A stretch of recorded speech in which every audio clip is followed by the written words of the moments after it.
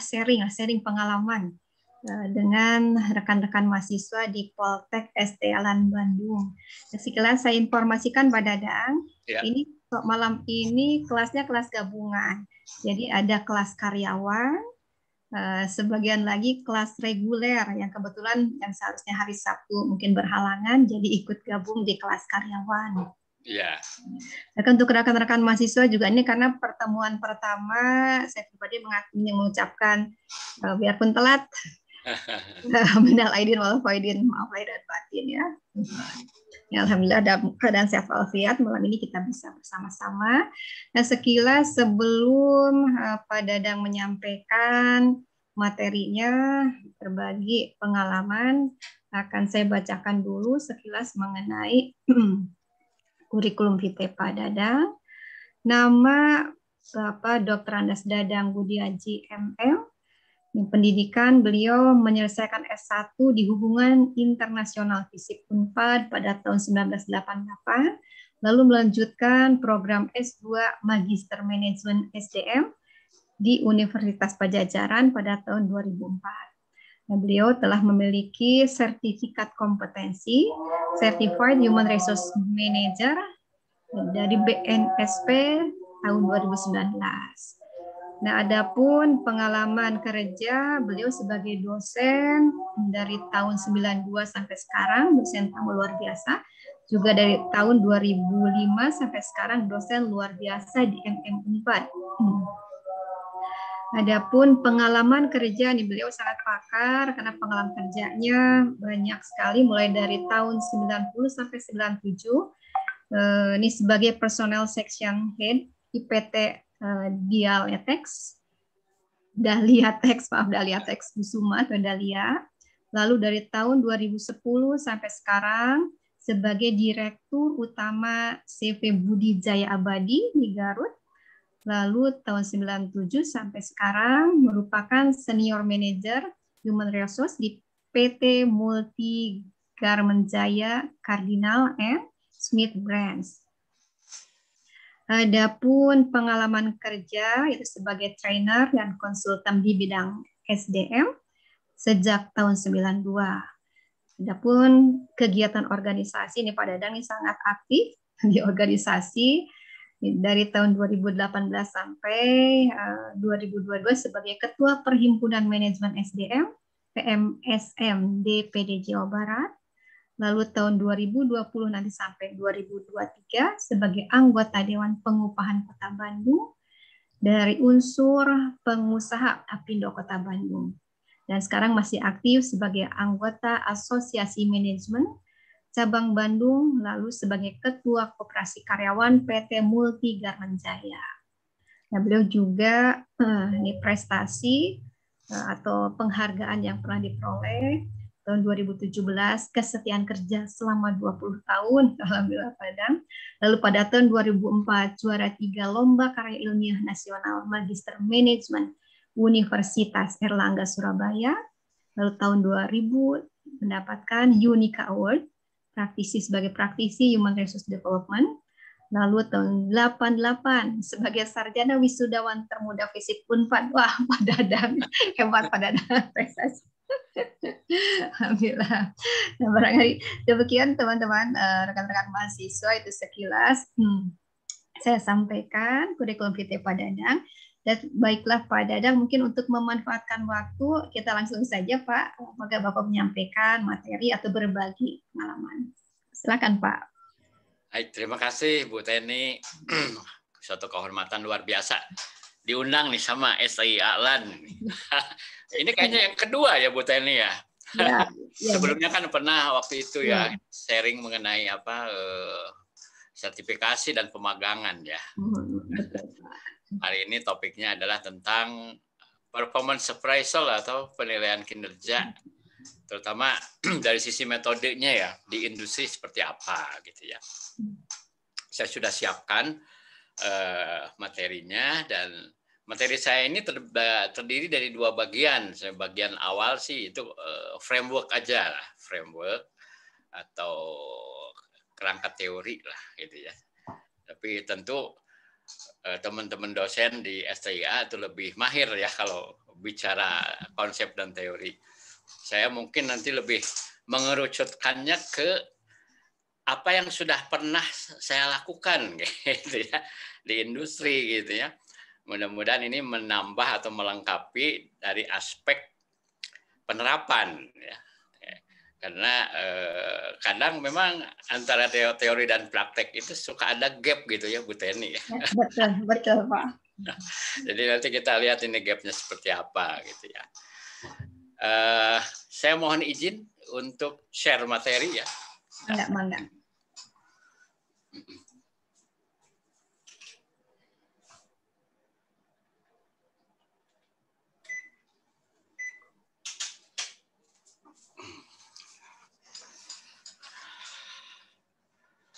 Ada 66 yang hadir ya Bu Teni ya? Kurang, iya betul Pak. 66. Apakah sudah muncul? Belum Pak. Belum ya? Belum.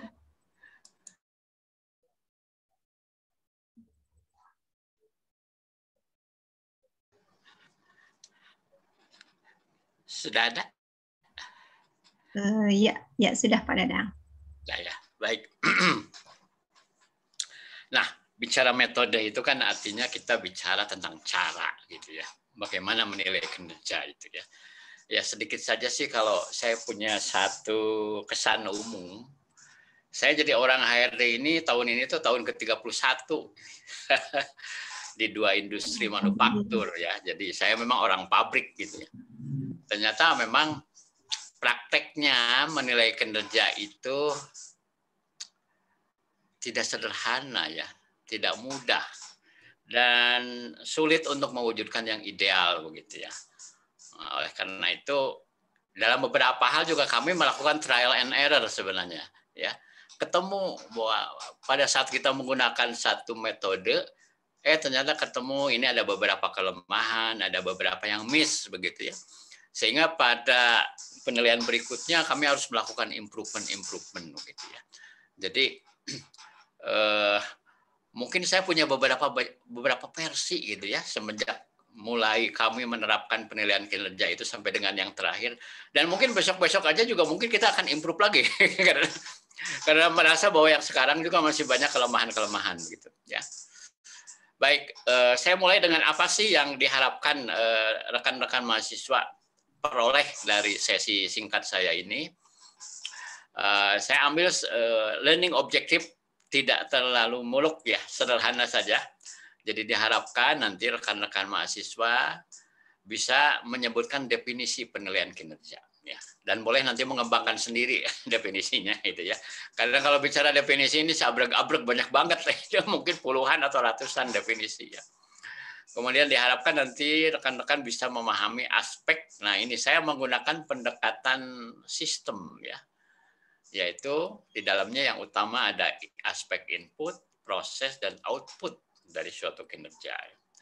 Kemudian yang ketiga diharapkan rekan-rekan bisa ya menerima arti penting penilaian kinerja dalam konteks mengelola manusia di perusahaan atau di dalam organisasi. Kemudian yang keempat menyebutkan beberapa alternatif metode penilaian kinerja. Ya, dari sekian banyak metode itu, bahkan untuk metode yang sama penyebutan bisa beda-beda gitu ya penyebutannya itu. Kemudian diharapkan rekan-rekan bisa memahami adanya distorsi. Nah ini ya, distorsi ini gangguan ya di dalam proses penilaian kinerja atau semacam noise gitu ya, noise atau gangguan ya, di dalam penilaian kinerja. Dan yang terakhir diharapkan bisa mengetahui kekuatan dan kelemahan beberapa contoh penerapan penilaian kinerja pada industri. Jadi saya tidak mengambil contoh dari orang lain, jadi ini semuanya adalah original arsiteknya saya sendiri gitu ya. Dan kami menguji cobakan sendiri, menerapkan sendiri, dan mengevaluasi sendiri. Gitu ya.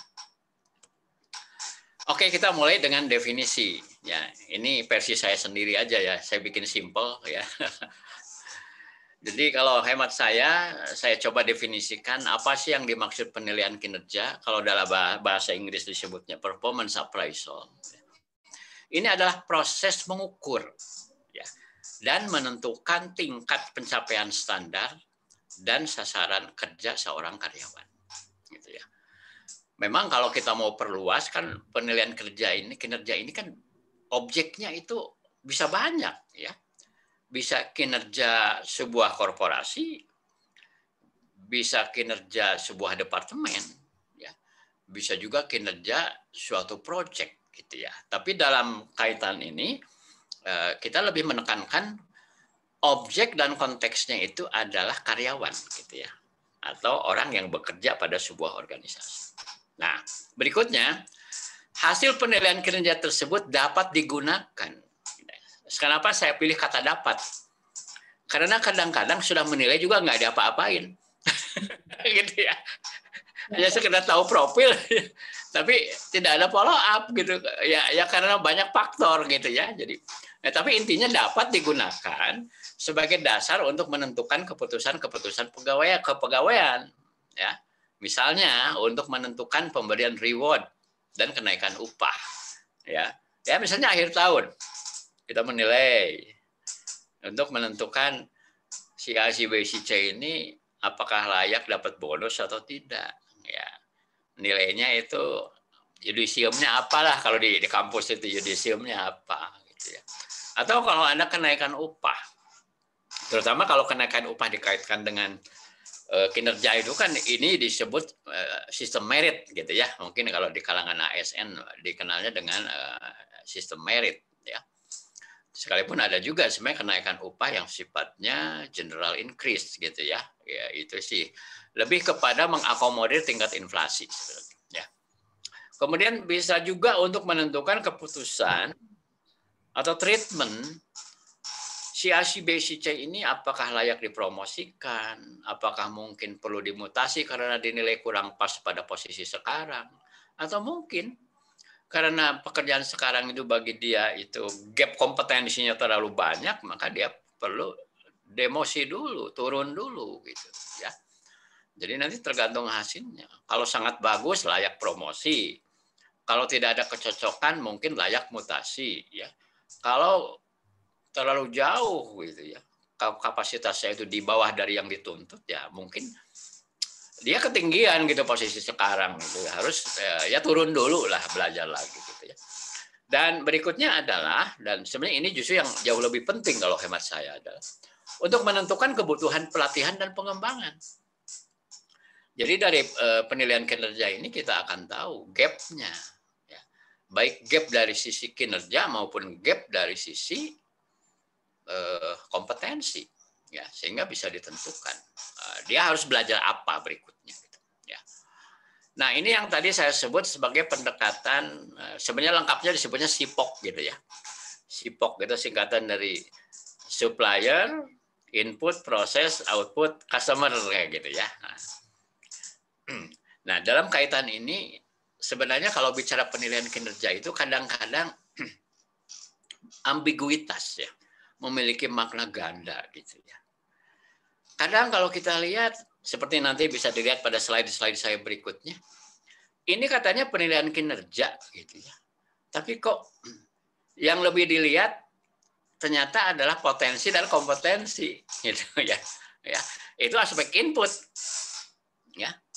Atau mungkin yang lebih dilihat itu adalah katakanlah proses kerja ya.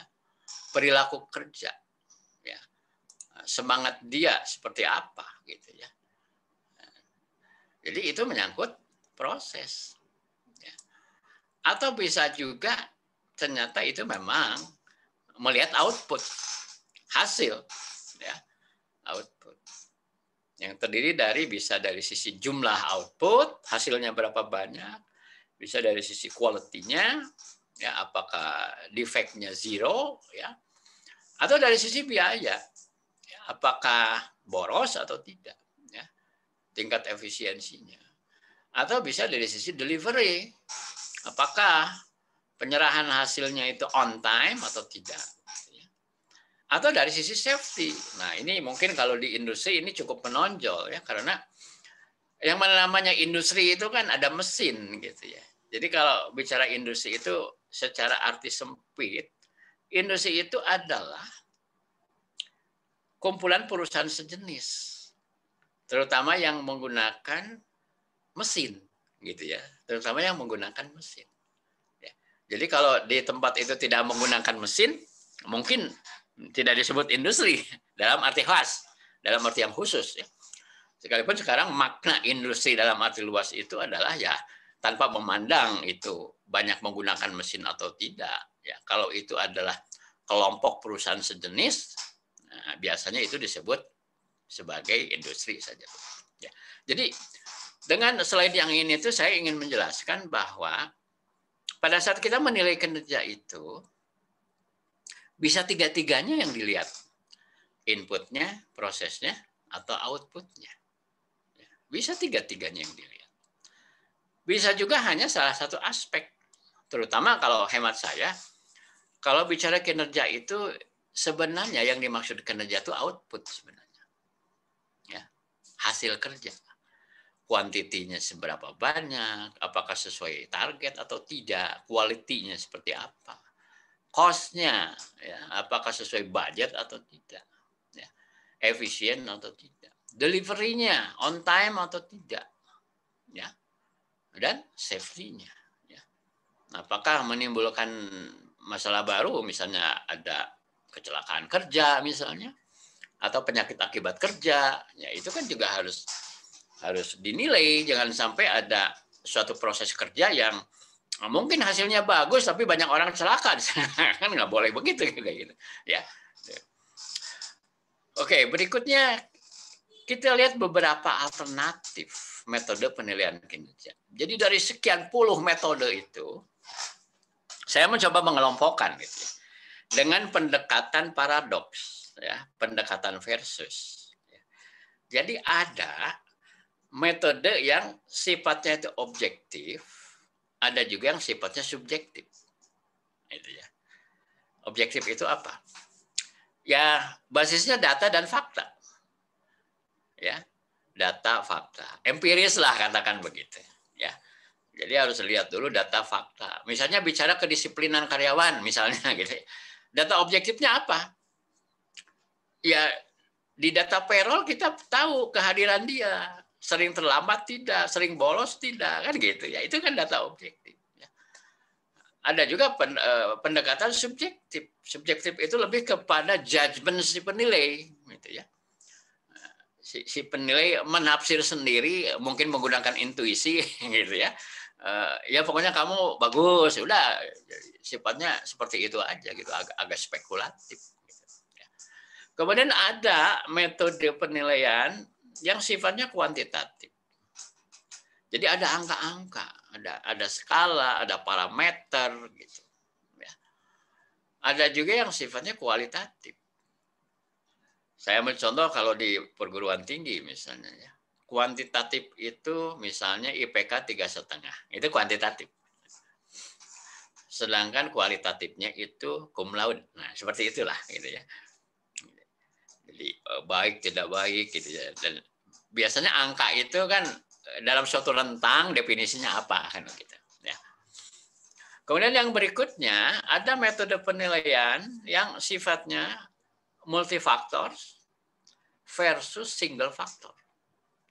Jadi kalau multifaktor itu unsur-unsur prestasi seseorang itu di breakdown ke dalam banyak sekali faktor.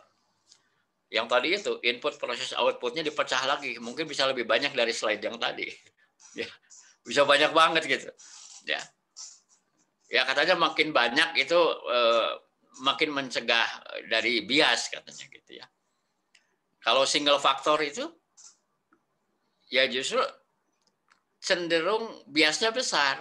Saya ambil contoh begini, seorang sales misalnya, kalau dinilai secara single faktor, mungkin dinilainya itu cuma omset aja. Si sales si ini jualan berapa, cuma itu. Ya itu nggak salah, karena memang sales tugasnya harus menjual kan begitu. Dia punya target. Tapi kalau tidak mengukur aspek lain juga bisa keliru. Saya ambil contoh begini, dia menjual omset tercapai target 100%, gitu kan? Menjual gitu. Tapi yang gagal bayar 30%. Bagaimana coba? Maksudnya orang yang belinya nggak bayar gitu. Beli sebeli gitu, tapi ada yang nggak bayar. Itu satu contoh. Ya. Atau misalnya apa? Barang dikembalikan, retur. Nah, kan bisa berbahaya juga kalau hanya single faktor, betul kan? Ya. Kalau hanya bisa menilai dari satu faktor saja, menilai kinerja seseorang. Gitu. Ya, tapi masih ada gitu praktek penilaian yang hanya single faktor. Bahkan ada yang nggak relevan. Nggak relevan itu misalnya yang dinilai itu cuma kehadiran kerja saja. Gitu. Ya, ada bos yang terkagum-kagum dengan seorang karyawan karena apa? Dia itu nggak pulang kalau saya belum pulang. Itu ya. Jadi kalau sering pulang malam bagus gitu prestasinya gitu. Padahal mungkin nggak relevan, ya kan? Jadi itu hanya pendekatan proses. Sambil juga memang itu nggak relevan gitu. Ya. Apakah betul orang yang sering pulang malam itu kerjanya bagus? Kan belum tentu. Ya, itu satu contoh. Ya. Kemudian ada lagi, nah ini kalau dunia pendidikan pasti hafal lah ya. UT ini lebih paham dari saya ini ya. Ada PAP versus PAN. Gitu ya. Penilaian acuan patokan versus penilaian acuan norma. Jadi kalau penilaian acuan patokan itu kan ada standar yang harus dicapai begitu. Ya, ada standar angka tertentu, target tertentu. Kalau penilaian acuan norma itu kan di dalam kelompok. Gitu ya. Bisa saja begini, mahasiswa yang paling pintar itu nilainya 70. Gitu. Maka yang dapat nilai A itu yang 70. Itu kan kalau penilaian acuan norma kan. Gitu. Tapi kalau menggunakan penilaian acuan patokan atau PAP, ya mungkin kita menentukannya yang nilai A itu nilai 90 kan begitu. Nah itu perbedaannya gitu ya. Ini pun nanti memang harus diambil kebijakan misalnya pada saat kita menentukan metode dan teknis itu ya mau pakai mazhab yang mana. Ini mau PAP atau mau PAN gitu ya. Kemudian berikutnya ada penilaian yang sifatnya terbuka, ada juga yang tertutup. Gitu. Kalau terbuka itu artinya apa? Memang data dan informasinya transparan. Gitu. Kemudian antara si penilai dan yang dinilai ada dialog, begitu. Ada komunikasi. Sedangkan kalau tertutup itu nggak ada sama sekali. Pokoknya serba rahasia aja. Tiba-tiba surprise gitu ya di akhir tahun itu. Bisa surprise kecewa karena dinilai jelek gitu ya. Bisa surprise happy karena perasaan saya nggak bagus-bagus amat tapi dinilai bagus. Kan begitu ya. Bisa seperti itu kan gitu ya. Itu karena tertutup penilaiannya. Ya. Kemudian ada metode yang sifatnya multi-rater versus single rater. Yang dimaksud multi-rater itu apa? Penilainya banyak. Bukan cuma satu. Ya. Yang paling ekstrim kan penilaian yang 360 derajat itu. Pertama bisa menilai diri sendiri. Kemudian dinilai oleh atasan. Dinilai oleh bawahan. Dinilai oleh rekan kerja. Ya kan? Dinilai oleh proses sebelum saya dan dinilai oleh proses sesudah saya. Udah lengkap lah. 360 derajat. Nah, itulah yang disebut sebagai multi-raters. Ya. Penilainya itu banyak. Nah, kalau single rater itu lazimnya sih atasan langsung aja yang menilai. Gitu ya. Nggak ada penilai 2, penilai 3 itu nggak ada. Atau ada yang rada ngaco ada gitu. Sepabrik, katakanlah 2.000 orang gitu ya. Yang menilainya sama satu orang, presiden direktur. Nggak tahu pakai ilmu apa itu. Dikira-kira aja mungkin gitu. Atau yang terkesan bagus, orangnya ramah gitu ya. Ya dinilai bagus saja. Kalau yang nggak kenal dikasih biasa-biasa gitu. Ya kan itu ya agak menyesatkan seperti itu. Ya. Nah, yang berikutnya adalah ada metode penilaian yang orientasi masa datang versus orientasi masa lalu. Apa maksudnya? Jadi kalau orientasi masa datang itu, yang dinilai itu adalah potensi dan peluang ke depan. Lebih menekankan kepada potensi dan peluang orang itu untuk bisa sukses di masa datang. Termasuk learning capacity, ya, learning capacity dari yang bersangkutan. Kalau orientasi masa lalu itu kan ya, tidak terlalu mempedulikan opportunity, pokoknya yang udah pernah terjadi seperti apa gitu aja. Setahun terakhir misalnya kehadirannya bagaimana, ya, kepatuhannya bagaimana, ya, disiplinnya bagaimana, hasil kerjanya bagaimana. Cuman itu. Ya. Nah, jadi ternyata banyak metode ini. Ini yang saya bikin ini ada berapa item? Ini ada 7 ya. 7 itu kan baru bicara grouping ini. Sebenarnya ya. Baru bicara grouping. Ya. Nah, cuma memang kalau mau ideal, ya, mau ideal itu begini. Bahwa metode yang kita pakai itu seyogyanya yang memiliki sifat yang sebelah kiri. Di slide saya ini yang sebelah kiri itu apa?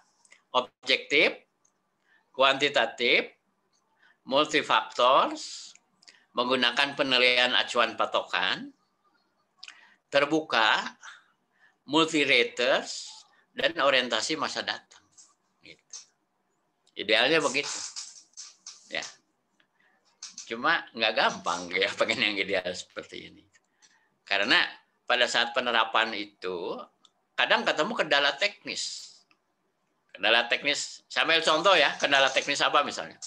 Kalau kita pakai multi-raters, penilainya banyak.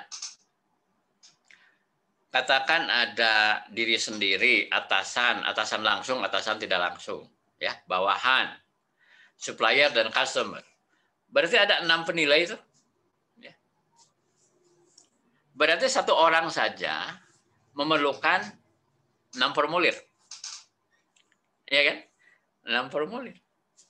Kalau yang kita nilai karyawan 1.000 orang, paperwork-nya lumayan kan? Nah, paperwork-nya lumayan. Ya. Sekalipun sekarang mungkin bisa dibantu dengan IT. Ya. Nah, tapi tetap tidak berarti bahwa itu sederhana. Ya. Tetap complicated. Mungkin memerlukan suatu software. Ya.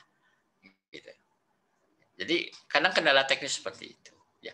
Apalagi kalau kemudian kita perluas nih bicara penilaian kinerja ini dalam konteks sistem manajemen kinerja. Ya. Jadi hemat saya kita ini nggak akan memperoleh banyak manfaat kalau kita cuma menggarap proses penilaian kinerja saja, tidak di dalam konteks mengelola kinerja. Ya. Karena kalau kita bicara dalam konteks manajemen kinerja, maka penilaian kinerja itu sebenarnya hanya salah satu step. Ya, hanya salah satu step. Ya, nanti kita lihat pada slide berikutnya ada di mana sebenarnya dia. Ya. Nah, ini contoh nih. Ya, saya ambil dari satu sumber namanya careerclip.com ini. Di versi yang ini mencoba mengelompokkan metode-metode penilaian kinerja itu menjadi kelompok kiri itu kelompok tradisional katanya ya. Kelompok kanan itu kelompok modern. Gitu. Ya. Apa aja nih yang tradisional ini ada 11 katanya. Rating scales ya, jadi penilaian dengan skala ya. Misalnya dibikin 5 skala gitu, 1 sampai 5, A sampai E kayak gitu ya. Kemudian ada laporan rahasia, nah ada. Confidential report juga ada itu ya. Ada metode ranking gitu ya. Jadi karyawan itu disusun urut ranking gitu dari ranking 1 sampai yang terakhir gitu ya. Kemudian ada metode perbandingan berpasangan gitu ya. Ada sistem grading ya. Jadi di grouping ini karyawan ini ya. Ada metode checklist. Ada metode pilihan paksaan gitu atau distribusi paksaan gitu ya. Kemudian ada metode essay, ada ini metode essay ya. Jadi si atasan itu bercerita gitu secara essay gitu tentang bawahannya gitu ya. Kemudian ada tes performance dan observasi. Jadi ada ujian gitu, pakai ujian gitu. Kemudian ini metode distribusi paksaan, mungkin mirip yang nomor 7 sebenarnya ya. Kemudian adalah metode review lapangan, jadi observasi lapangan. Nah, yang sebelah kiri ini, yang 11 ini disebut kategori tradisional gitu ya. Jadi apa ya, aliran lama ya, aliran jadul gitu ya, itu ya. Nah, yang sebelah kanan ini disebut metode-metode kelompok modern gitu, yang lebih mutakhir gitu ya. Di antaranya apa? Ini ada yang pertama itu assessment centers ya, pusat penilaian ya. Kemudian ada ini human resource accounting ya, akuntansi sumber daya manusia. Kemudian ada yang namanya BARS. BARS itu singkatan dari Behaviorally Adcord Rating Scales. Ya. Kemudian ada Management by Objective, ya, MBO. Ya. Sebenarnya ini tahun 54 ini ya, cuman tergolong dipakai di era modern sekarang. Jadi hebat juga nih Peter Drucker yang bikin ini, ya, tahun 1954 ini, MBO ya. Kemudian ada ini yang disebut penilaian 360 derajat. Gitu, yang tadi saya contohkan. Kemudian ada penilaian psikologi ya dengan psikotes ya. Dan ada juga human asset accounting method ya. Jadi ya sebenarnya 2 dan 7 ini hampir sama gitu ya. Nah, jadi banyak ya. Malah mungkin kalau dicari lagi ada lagi judul-judul lain gitu yang sebenarnya banyak kemiripan juga sih sebenarnya. Tinggal sekarang itu kan persoalannya kita mau pakai yang mana gitu ya. Pakai yang mana itu kan tentu kita pengen yang valid. Valid itu artinya apa? Kita mengukur apa yang mau diukur gitu, itu valid. Yang kedua adalah konsisten. Ya, kan yang namanya prinsip pengujian itu kan minimal 2 kan sebenarnya. Pertama adalah validity ya. Yang kedua adalah reliability atau konsistensi. Jadi secara konsep kan 2 hal itulah ya yang merupakan fondasi dari suatu metode penilaian. Yang berikutnya adalah yang jadi soal adalah kesiapan kita menggunakan alat-alat ini. Ya. Karena kadang menilai itu bukan cuma sekedar kita punya formulirnya apa kagak gitu, bukan cuma itu.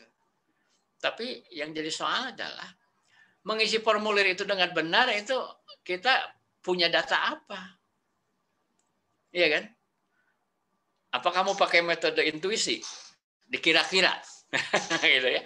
Ya kalau dikira-kira pasti kita tidak akan memperoleh suatu validity yang tinggi kan, itu kan karena spekulasi kan begitu. Jadi kembali kepada yang tadi saya sampaikan, ya kalau mau ideal itu ambil yang karakteristiknya sebelah kiri tadi gitu. Ya. Kuantitatif, objektif, ya, terbuka dan seterusnya. Gitu. Ya. Jadi ini hanya pilihan-pilihan. Ya. Saya sendiri juga dalam praktek selama ini nggak semua pernah saya cobain itu. Ya. Ya karena beberapa juga memang kami tidak siap gitu kan. Atau ya bukan cuma dari sisi sistem, tapi para manajernya sendiri siap nggak gitu ya. Kan belum tentu juga gitu. Ya. Oke, kita lihat yang pertama ini misalnya, ini yang populer ya, ada 6 yang ditampilkan. Itu evaluasi 360 derajat. Ini seperti yang tadi saya sampaikan. Jadi ya kurang lebih seperti inilah ya, 360 derajat itu ya. Yang menilai itu siapa saja, dimulai dari self, diri sendiri juga menilai gitu ya. Jadi kalau saya misalnya dikasih formulir menilai diri sendiri, ya saya harus menilai diri sendiri gitu kan. Saya seperti apa gitu ya prestasinya. Kemudian siapa lagi yang menilai? Rekan kerja, kemudian bawahan, kemudian customer ya. Customer dalam arti luas itu kan termasuk proses sesudah saya ya. Output saya itu dipakai oleh siapa? Kemudian ada atasan langsung dan top management atau pimpinan puncak. Kurang lebih seperti itu. Ya kebayanglah formulirnya banyak ya. Formulirnya banyak ya. Sekalipun sekarang mungkin bisa didigitalkan gitu ya dengan IT. Gitu ya. Nah ini contohnya. Sumber-sumbernya itu ya, feedback itu bisa dari banyak pihak, dari bos, dari bawahan, ya dari customer dan seterusnya. Nah, kemudian ada yang disebut assessment center, gitu ya. Kalau menurut saya sebenarnya assessment center itu lebih melihat kepada potensi dan kompetensi manajerial, gitu ya. Jadi lebih melihat ke input, ya. Jadi kembali kepada slide saya tadi, ada input, ada proses, ada output, gitu ya. Jadi lebih kepada melihat aspek inputnya, gitu ya. Tapi dimasukkan, gitu. Oleh karena itu memang kadang ya kalau kita membahas penilaian kinerja itu kadang menurut saya agak melebar, gitu. Ya. Menurut saya assessment center itu karakteristiknya bukan menilai kinerja, tapi lebih menilai potensi dan kompetensi manajerial dan leadership. Ya, gitu. Jadi lebih kepada ngelihat apakah ada gap kompetensi atau tidak. Gitu, ya. Jadi kalau outputnya tidak terlalu kentara, gitu ya, di assessment center ini. Ya. Dan yang pasti memang banyak perusahaan memang belum bisa pakai ini karena apa? Karena mahal, ya. Mahal dan harus menunjuk lembaga yang terpercaya, begitu ya. Dan satu lagi masalahnya yang tadi saya sampaikan, kadang hasil penilaian itu nggak diapa-apain. Ibarat kita gini ke dokter, gitu ya, dikasih resep, tapi resepnya nggak dibeli, gitu. Obatnya nggak dimakan, gitu. Cuma dapat advice saja, gitu, tapi nggak diapa-apain, udah malas kayak gitu. Kadang begitu juga, gitu ya.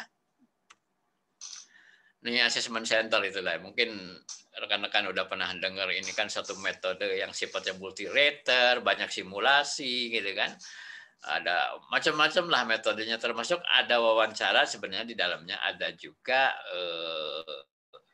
yang disebut pemeriksaan psikologi juga dipakai juga. Jadi kenapa mahal? Karena metodenya kayak gini, gitu. Dan yang menilainya kan harus certified assessor, nggak bisa sembarangan. Psikolog pun belum tentu bisa kalau dia tidak bersertifikat asesor, gitu ya, untuk assessment center, gitu ya.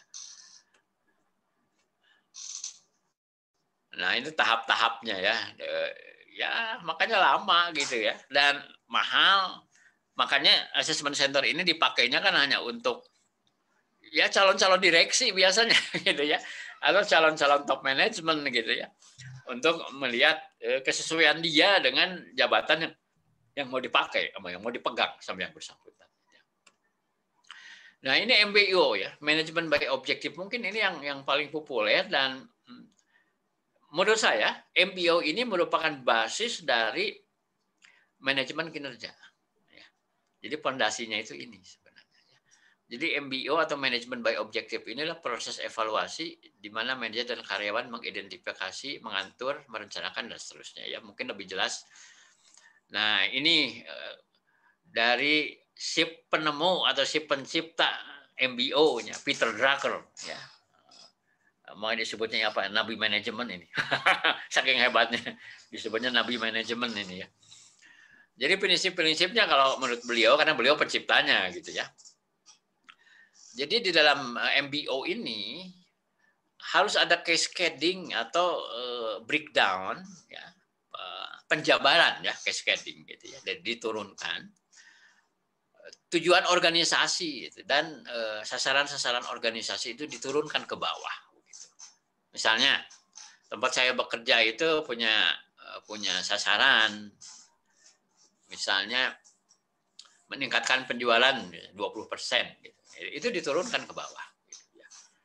Kemudian misalnya meningkatkan kompetensi karyawan, misalnya dari rata-rata 70% menjadi 80%. Itu kemudian diturunkan. Gitu ya. Cascading. Kemudian harus ada spesifik objektif untuk masing-masing anggota. Jadi nanti di breakdown ke individu, gitu. Dari level organisasi itu diturunkan. Gitu.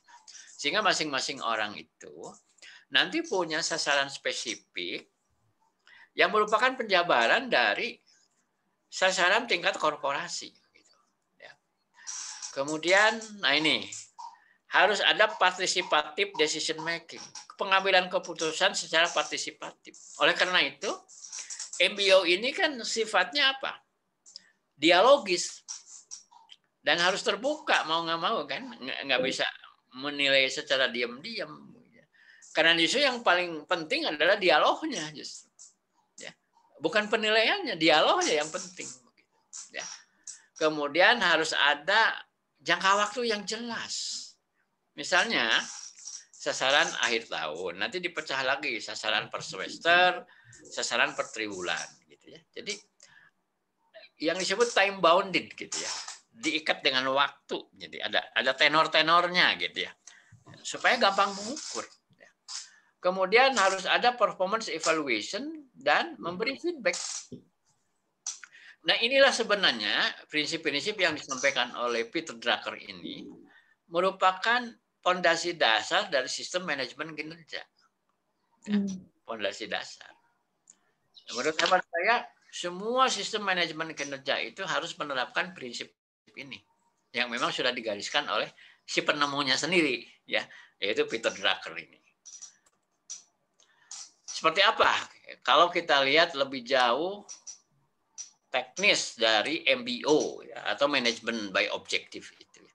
Jadi pimpinan dan bawahan itu bersepakat mewujudkan kinerja yang lebih baik, dicapai dengan proses perencanaan, implementasi, pengawasan bersama, dan integrasi.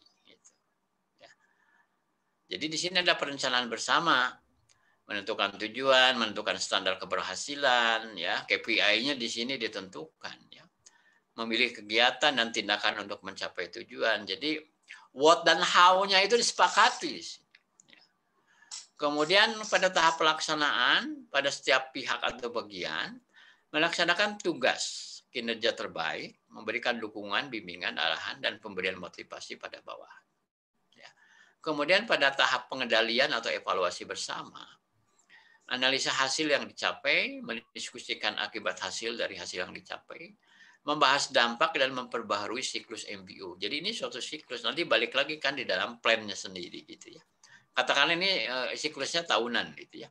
Jadi setiap akhir tahun itu dimulai dengan goal setting di sini. Ya.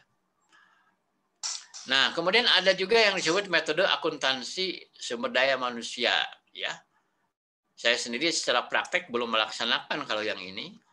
Namun mungkin beberapa merupakan embrionya, ya, embrio dari pendekatan akuntansi itu, terutama kan sebenarnya membandingkan di sini tuh, misalnya biaya mempertahankan karyawan dan manfaat finansial yang diterima perusahaan di karyawan tertentu. Jadi dari aspek hasil karyawan itu dibikin angkanya. Ya. Salah satu contoh misalnya pendekatan akunting itu begini, misalnya tentukan omset per orang jatuhnya berapa gitu. Omset per orang berapa, ya. Kemudian misalnya biaya per orang berapa. Gitu. Itu kan pendekatan akuntansi sumber daya manusia. Apakah kehadiran seseorang di sebuah departemen itu memberi nilai tambah atau tidak? Ya, atau hanya sekedar nambah beban. Nah, itu kan pendekatan akuntansi gitu. Nambah biaya tapi nggak ada hasil kan gitu. Berarti secara sudut pandang akuntansi kita ini udah gagal gitu nyimpen orang di sana kan begitu. Ya. Nah, seperti ini ukurannya ya, human resource accounting. Ya. Jadi pendekatannya bisa pendekatan biaya dan bisa pendekatan nilai ekonomi. Ya. Ngabisin duit banyak enggak gitu ya orang ini. Terus memberi manfaat apa kepada perusahaan? Ya, nilai tambah apa? Nilai tambah ini bisa dua, bisa yang terukur secara moneter rupiah. Ya. Bisa juga secara non moneter. Ya, non moneter itu apa misalnya? Ya misalnya orang ini bisa meningkatkan engagement karyawan, gitu misalnya ya, atau bisa membantu peningkatan kompetensi karyawan, atau bisa meningkatkan corporate image, ya itu kan non moneter, gitu ya. Jadi memang tidak selamanya itu bisa diukur dengan satuan moneter. Ini contohlah ukuran-ukuran secara akuntansi. Nah ini metode-metodenya, ya. Pendekatan historis, ya, replacement dan seterusnya. Jadi intinya ada human resource cost accounting dan ada human resource value accounting. Jadi dua, ya, pijakannya itu di dua. Kita punya orang tuh ngabisin duit berapa dan memberi nilai tambah berapa. Intinya itu sih sebenarnya. Ya. Kalau ngabisin duitnya nggak terlalu banyak, dan kemudian memberikan nilai tambahnya itu besar, berarti secara penilaian akunting itu sukses gitu. Kalau sebaliknya, misalnya, ini biaya nambah terus, ya, karena kita masukin orang, nambah jumlah orang dan seterusnya, tetapi nilai tambahnya nggak ada atau tidak sebanding. Gitu. Maka secara perspektif akunting kita gagal, gitu, ya, di dalam mengelola manusia ini, di dalam memberdayakan manusia ini kita gagal. Kurang lebih big picture-nya seperti ini. Ya. Dan yang lainnya ini adalah model-model yang bisa dipakai. Ya. Kemudian ada yang disebut tadi itu BARS, ya, skala peringkat perilaku. Jadi skala penilaian penyesuaian perilaku atau BARS ini mengecualikan manfaat kualitatif dan kuantitatif.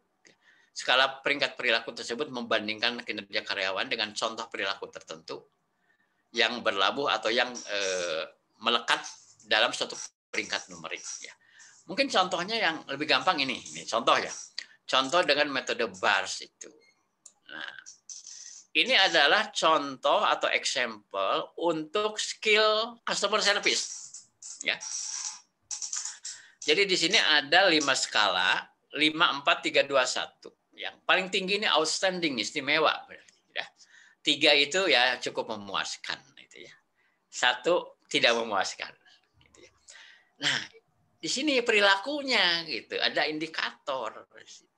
Jadi seseorang itu dinilai skill customer service-nya itu istimewa kalau dia menggunakan perilakunya itu use positive process to explain product.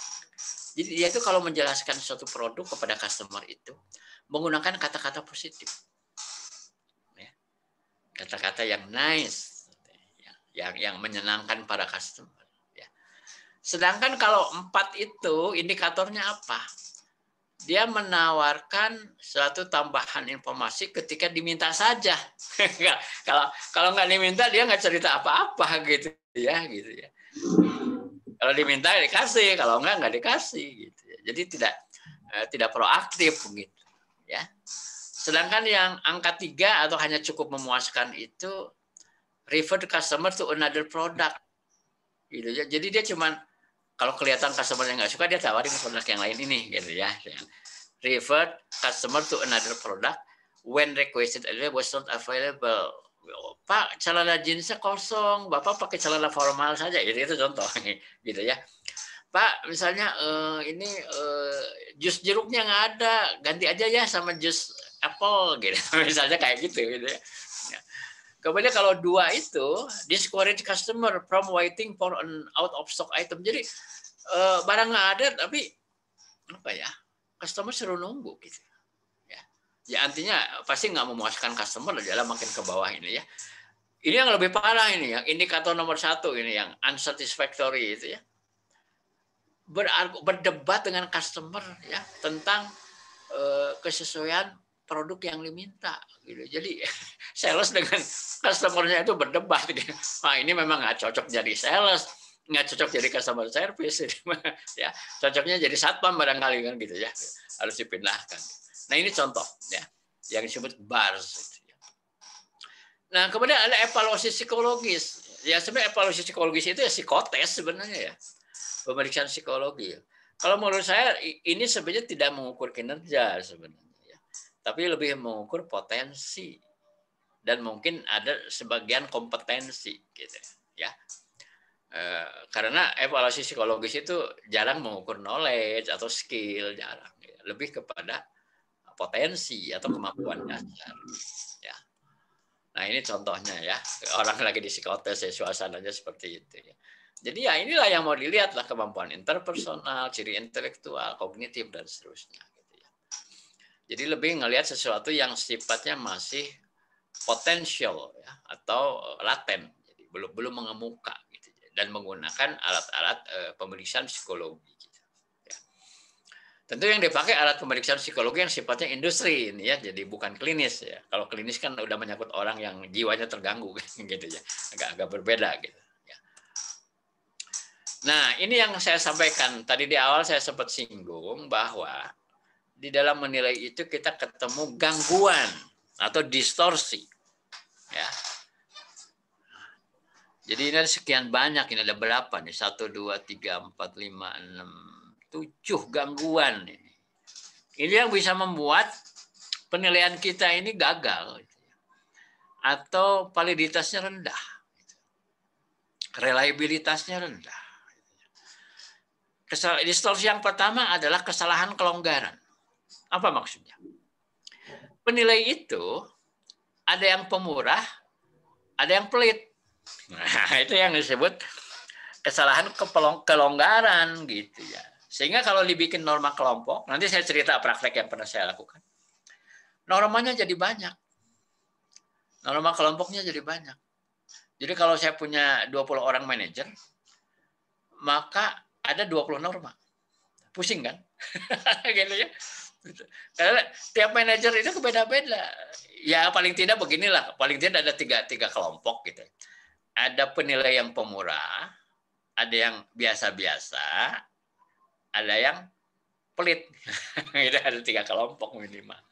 Minimal ada tiga kategori norma begitu ya. Nah, itu disebut kesalahan kelonggaran. Dan ini terjadi karena apa? Karena nggak ada indikator pembantu, nggak ada suatu parameter kuantitatif, gitu ya, sehingga menggunakannya judgement. Kalau sudah banyak menggunakan judgement, maka yang terjadi adalah kesalahan ini, kelonggaran itu. Kemudian yang kedua kesalahan halo atau halo effect atau halo error. Apa yang dimaksud halo error itu? Jadi gini, si penilai hanya terkesan pada aspek yang menonjol pada orang itu. Contoh apa? Misalnya Anda punya anak buah itu ramah orangnya. Perhatian. Tiap pagi membuatkan kopi. Gitu misalnya ya. Padahal mungkin itu tuh nggak ada hubungannya dengan job dia. Gitu. Tapi kita terkesan. Orang ini sangat menonjol dari hal tersebut. Sehingga kemudian itu mempengaruhi penilaian kita. Jadi dibagusin aja semua gitu. Nah, itu yang disebut halo effect gitu. Ya. Ada juga yang menyebutnya dalam istilah manajemen lama itu efek karang bulan gitu. Ya, mungkin Bu Teni pernah baca dalam referensi buku manajemen yang lama ya, ada yang disebut efek karang bulan katanya. Itu kan definisi dari halo effect sebenarnya. Ya. Kemudian yang ketiga adalah kesalahan kesamaan. Jadi begini, kesalahan kesamaan itu seorang penilai cenderung menilai seseorang itu baik jika orang itu mirip dia gitu.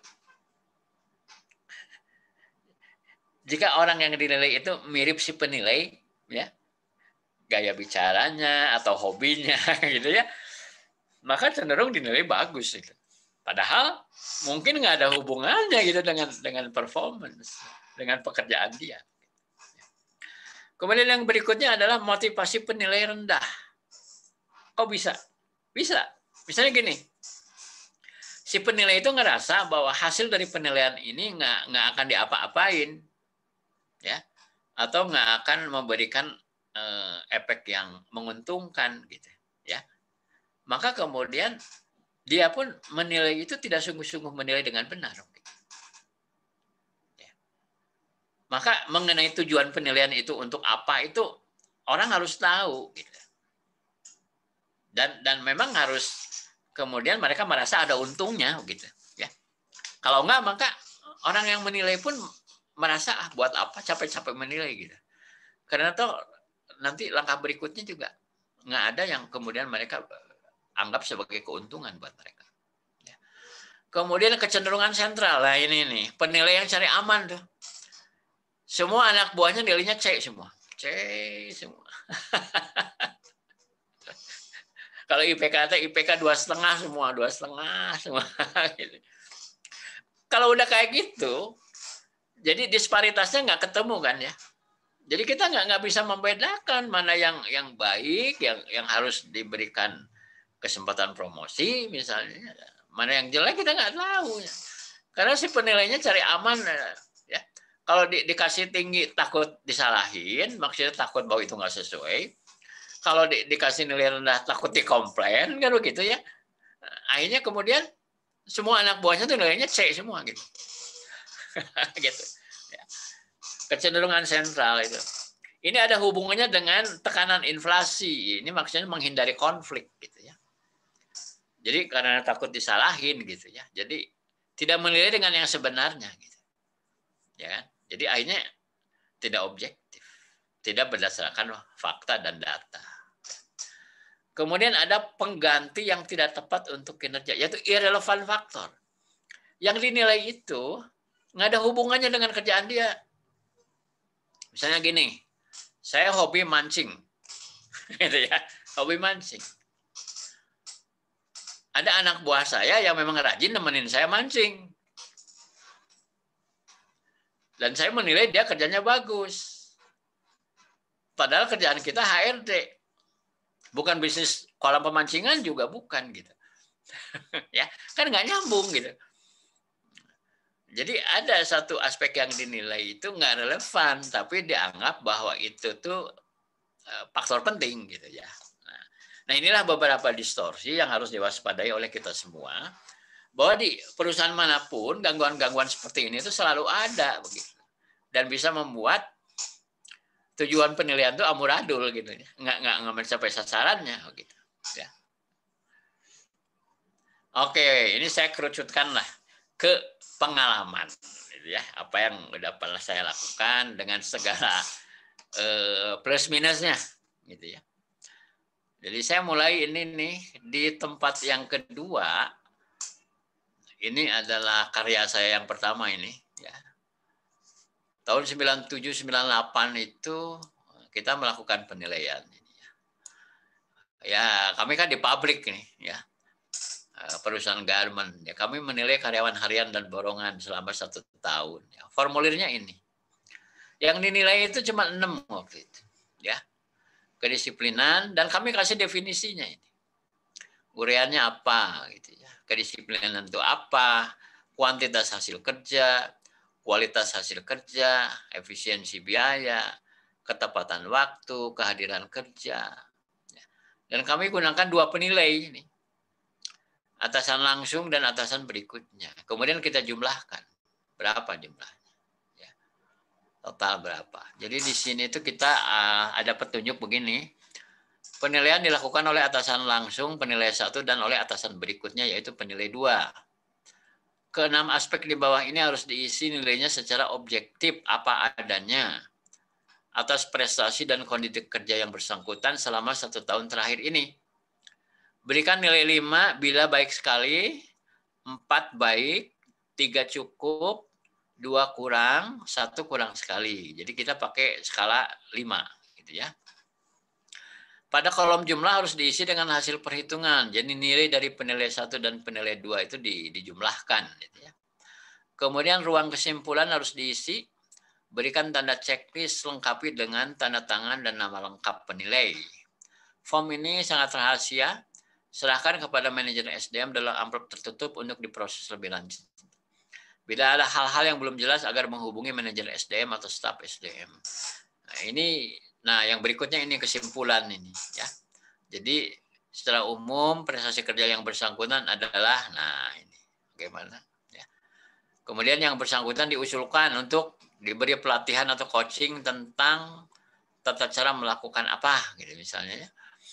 Yang bersangkutan diusulkan untuk diberi penyuluhan atau konseling agar dapat mengatasi masalah apa, terangkan di situ.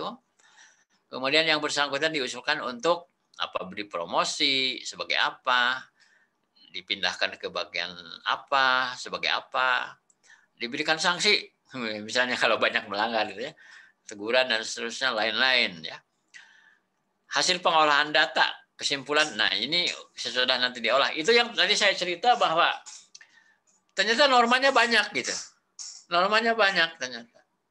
Jadi karena kan ada penilai yang pemurah, ada yang pelit gitu, ada yang tengah-tengah gitu ya. Akhirnya setidaknya kita punya ada 3 kategori atau 3 versi gitu ya. Jadi ini datanya harus diolah lagi ya, dengan Excel juga bisa sebenarnya diolah lagi seperti itu ya. Nah, ini contoh yang pertama, ini tahun 97 ini. 24 tahun yang lalu itu saya bikin ini. Ya. Saya sambil bernostalgia lah ini sharingnya. Nah, kemudian ada lagi nih, ya, ini kuesioner untuk karyawan baru.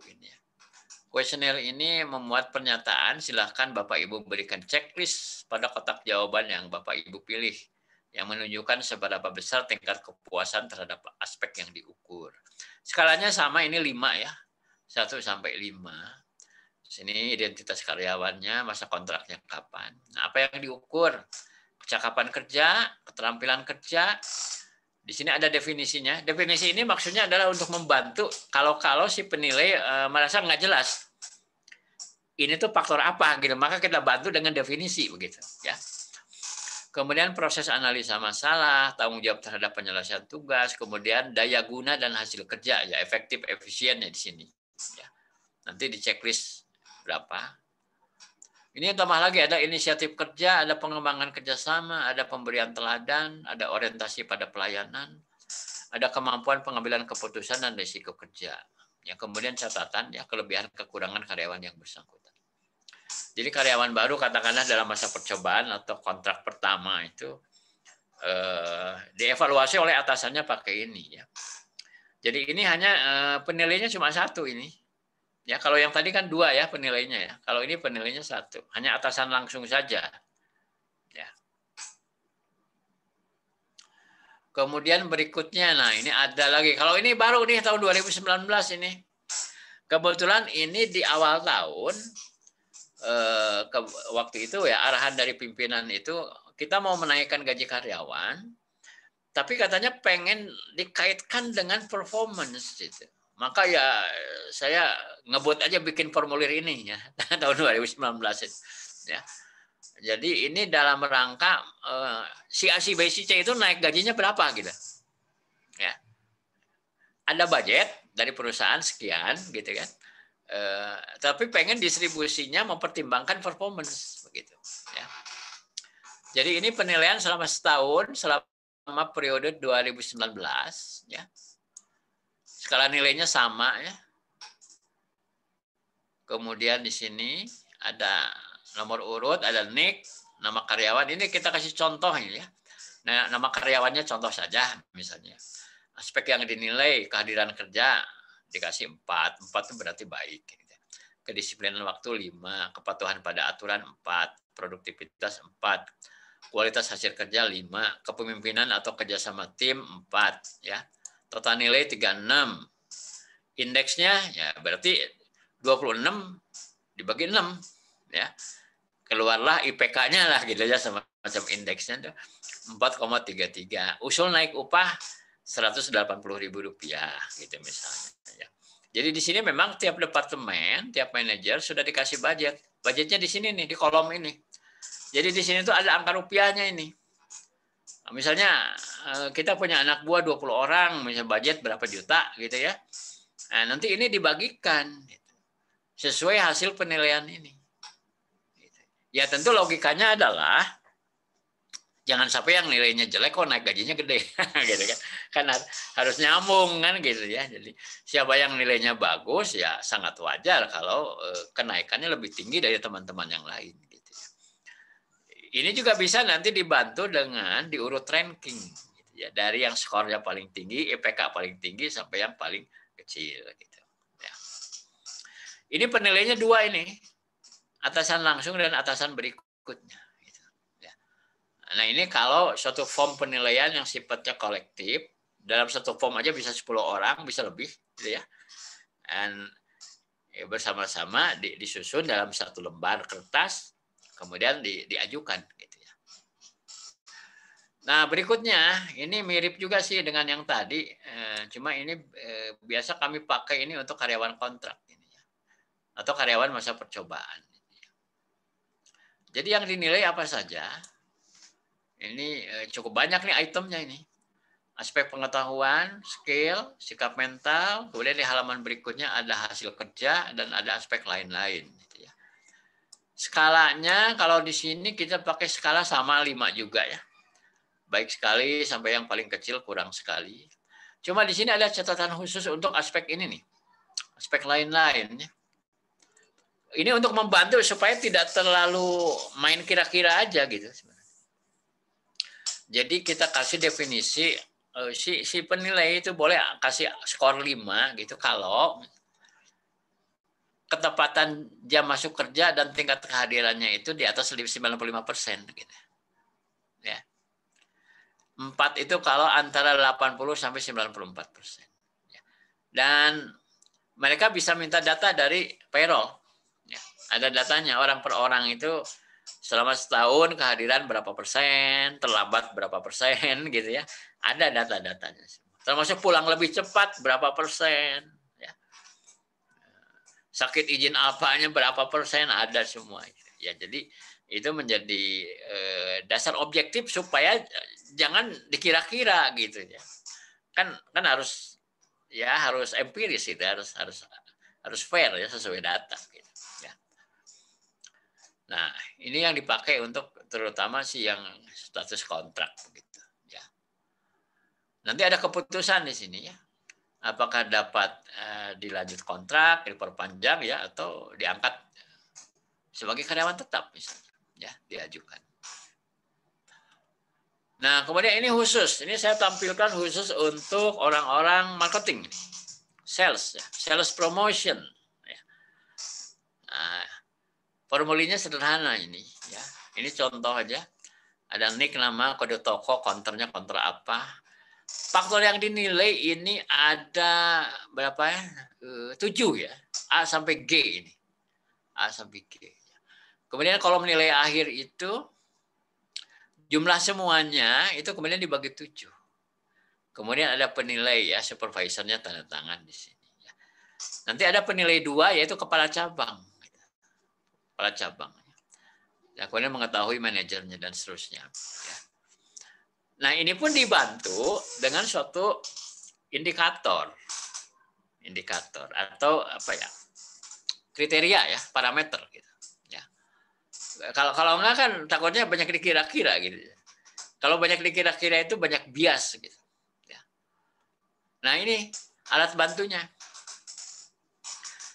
A itu adalah product knowledge ya, pemahaman tentang produk. Kemudian kemampuan komunikasi dan persuasi. C itu pencapaian target. D itu kehilangan barang. E itu ketepatan penyampaian laporan. Good delivery. F itu keakuratan data terhadap saldo. Dan yang G itu absensi. Itu ya. Aspeknya aspek ini yang kita nilai. Ada kriterianya. Misalnya untuk A itu, kita boleh kasih nilai 4 itu. Kalau nilai product knowledge-nya antara 79 sampai 100. Gitu. Ya.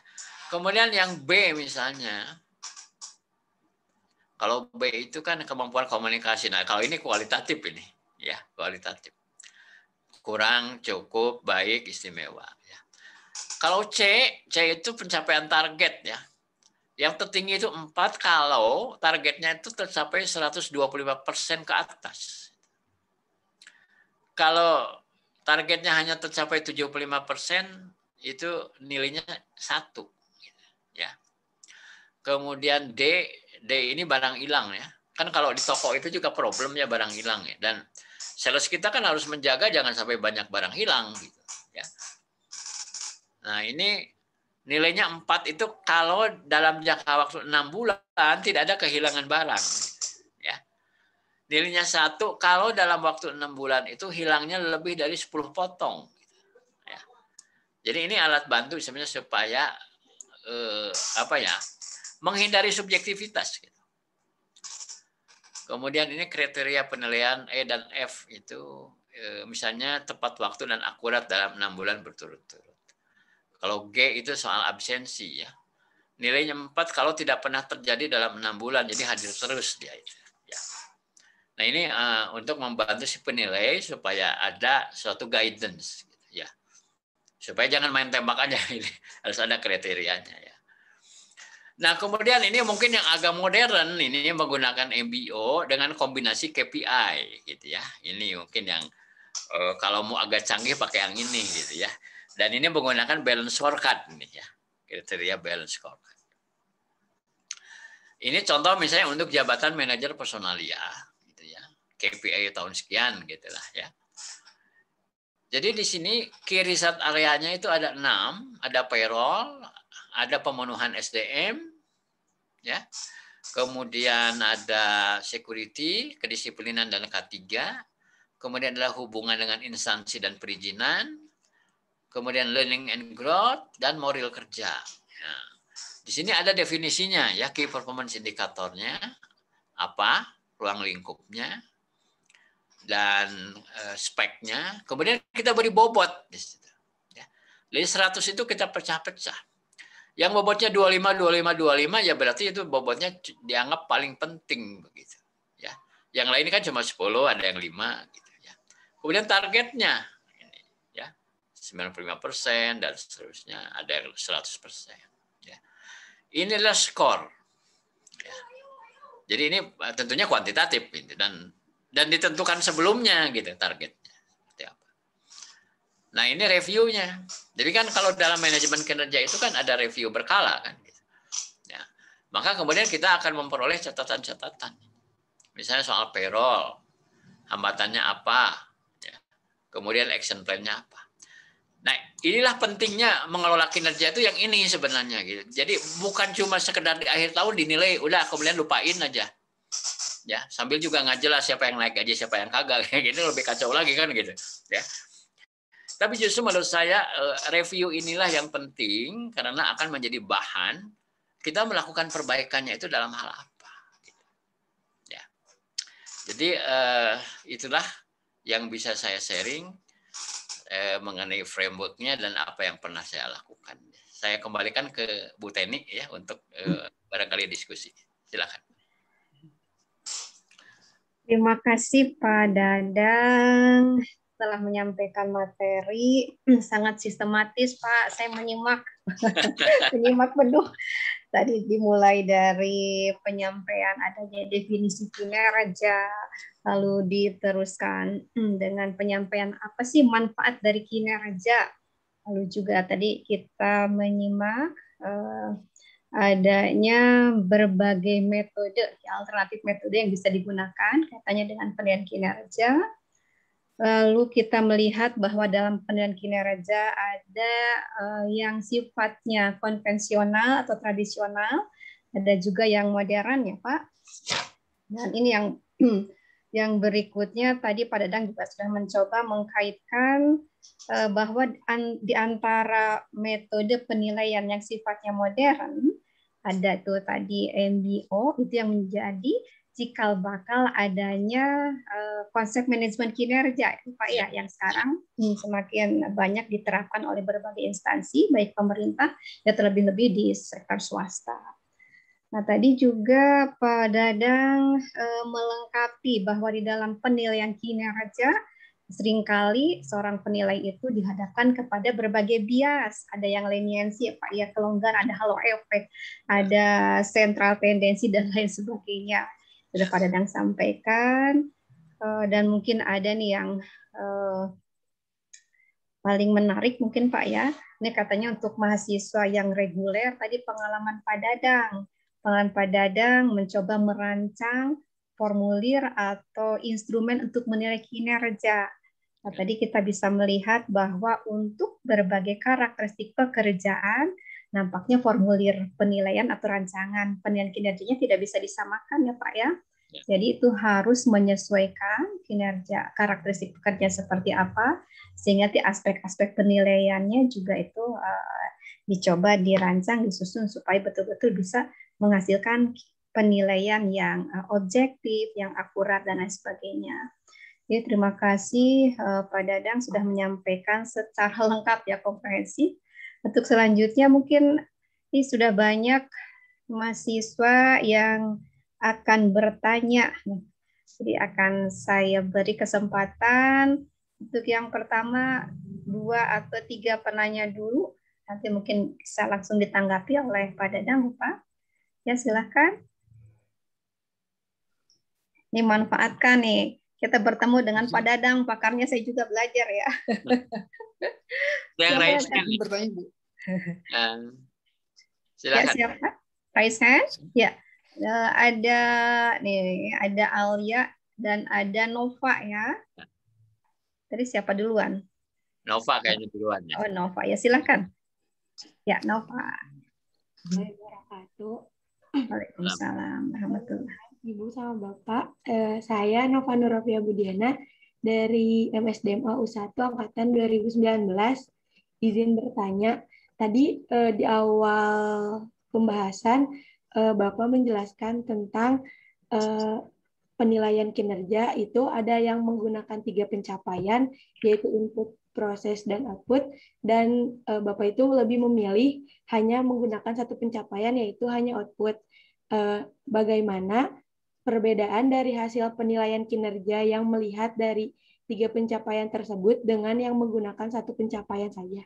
Terima kasih Bapak. Assalamualaikum warahmatullahi wabarakatuh. Waalaikumsalam warahmatullahi wabarakatuh. Pak Dadang pada ditampung tapi pada langsung direspon, Pak? Saya jawab dulu ya. Oh, iya. Saya jawab langsung. Suka lupa ya. Bangga, Pak. Ya, itu yang tadi saya sampaikan, memang kalau kita lagi ngebahas penilaian kerja itu, kecenderungannya itu kadang melebar kemana-mana begitu ya. Padahal kalau kita mau secara spesifik, apa sih yang dimaksud kinerja itu? Kinerja itu kalau menurut hemat saya, itu adalah hasil. Apa sih yang diberikan oleh seorang karyawan? Gitu. Berbentuk output. Ya. Cuma memang ada hubungan sebab akibat. Hubungan sebab akibat itu begini. Output akan hasil, akan bagus outputnya. Kalau prosesnya bagus. Betul nggak? Betul ya? Hasil akan bagus kalau prosesnya bagus. Proses pun akan bagus kalau inputnya bagus, kan begitu. Jadi ada hubungan sebab akibat. Ya. Jadi kalau dipakai rumus regresi itu adalah output adalah fungsi dari proses, gitu ya. Atau Y fungsi dari X1. Ya. X1-nya adalah proses. Gitu ya. Tapi ditambah lagi X2. X2-nya itu inputnya. Input itu kan tadi di dalamnya ada apa? Ada potensi dan kompetensi. Ya. Kalau menurut saya, menilai input atau potensi dan kompetensi itu harusnya pada saat orang melamar kerja. Betul kan? Melamar kerja atau orang dipertimbangkan menduduki suatu jabatan, dicek dulu aspek inputnya. Potensi dan kompetensi. Kalau matching, ya katakanlah sesuai dengan tuntutan 80 atau 90%, berarti dia bisa menduduki posisi itu. Nah, kalau dia sudah berada di tempat yang tepat, ya artinya sudah the right man on the right job, maka proses dan perilaku kerjanya mestinya juga bagus. Ya kan? Karena kita sudah nyimpen orang pada tempatnya yang tepat. Maka dia akan berperilaku kerja, melakukan proses pekerjaannya dengan baik tentunya. Nah, kalau dia sudah melakukan pekerjaannya dengan baik, sesuai SOP, sesuai standar, orangnya disiplin, gitu kan? Orangnya berkomitmen, maka dengan sendirinya outputnya pun akan bagus. Kuantitinya, kualitinya, delivery-nya, cost-nya, safety-nya, ya kan? Jadi saya lebih melihat itu hubungan sebab akibat. Penilaian kerja itu memang seharusnya fokusnya kepada hasil. Gitu. Sedangkan dalam proses itu sebenarnya merupakan tugas supervisory ya atau tugas pengawasan dan tugas kepemimpinan. Bagaimana supaya karyawan itu bertingkah laku dengan baik, dengan benar, sesuai standar yang berlaku. Sedangkan input itu bicara sebelum orang disimpan di suatu posisi, seharusnya, gitu ya.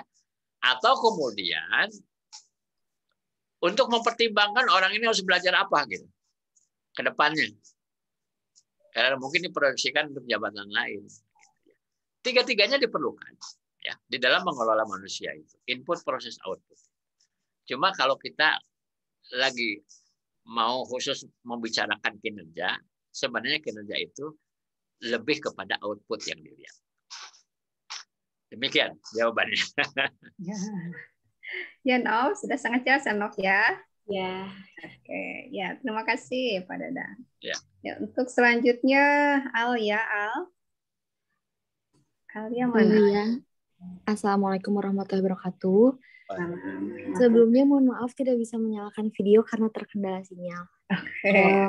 Perkenalkan saya Alia Azahra dari kelas MSDMA 1 angkatan 2018. Izin bertanya kepada Pak Dadang. Ya.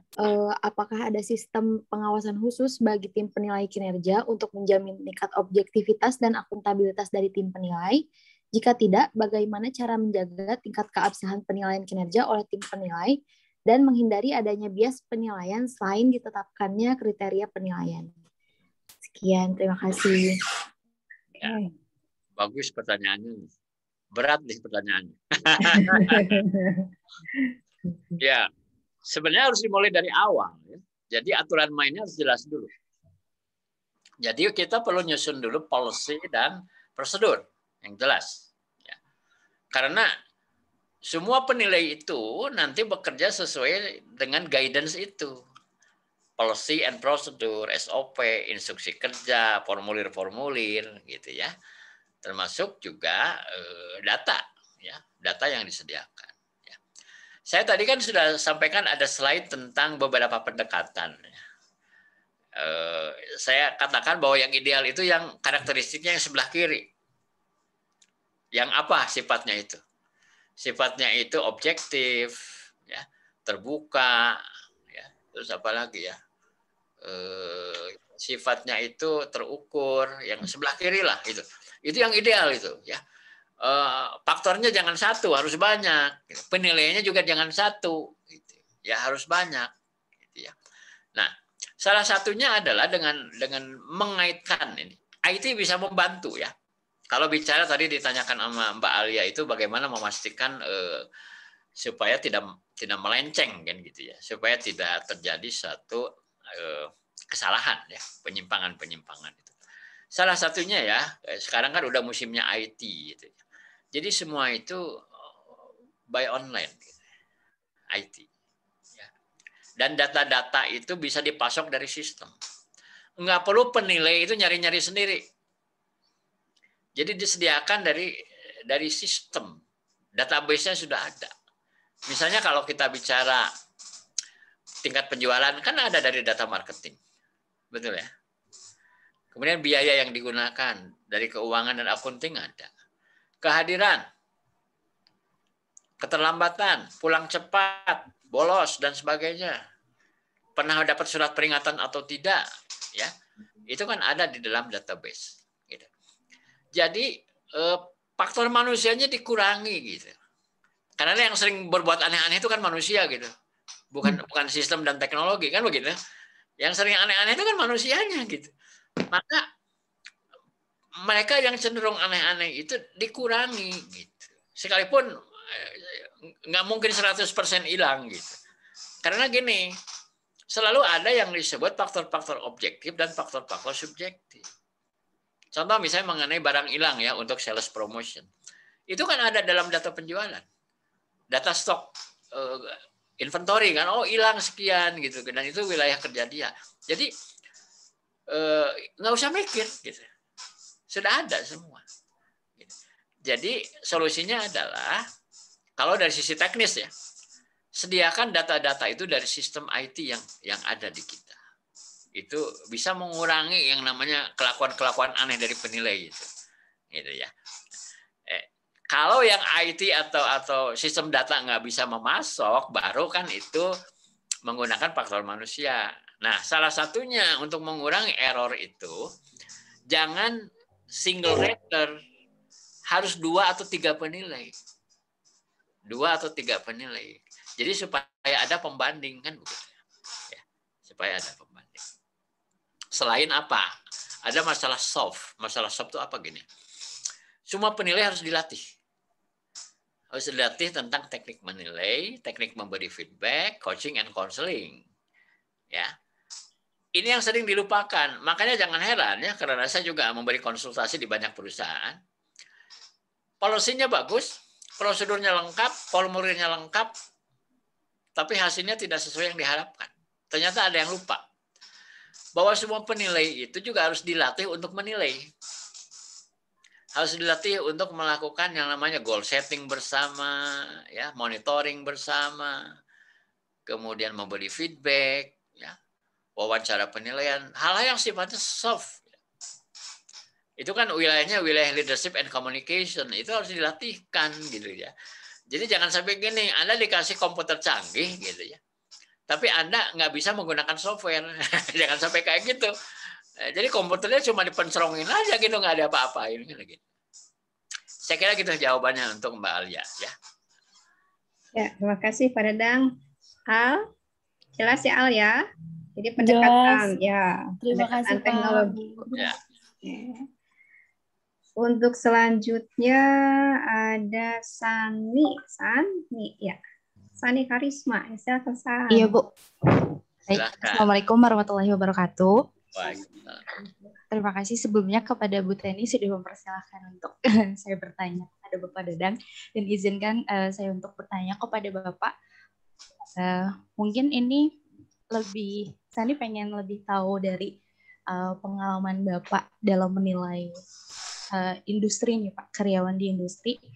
Dalam jangka waktu berapa lama sih Pak kita bisa menilai seorang karyawan untuk tahu kompetensi karyawan, dan untuk lebih akurat bahwa karyawan itu berkompetensi dalam satu bidang, dan waktu Bapak dalam penilaian menggunakan metode apa dalam penilaian tersebut untuk di industri.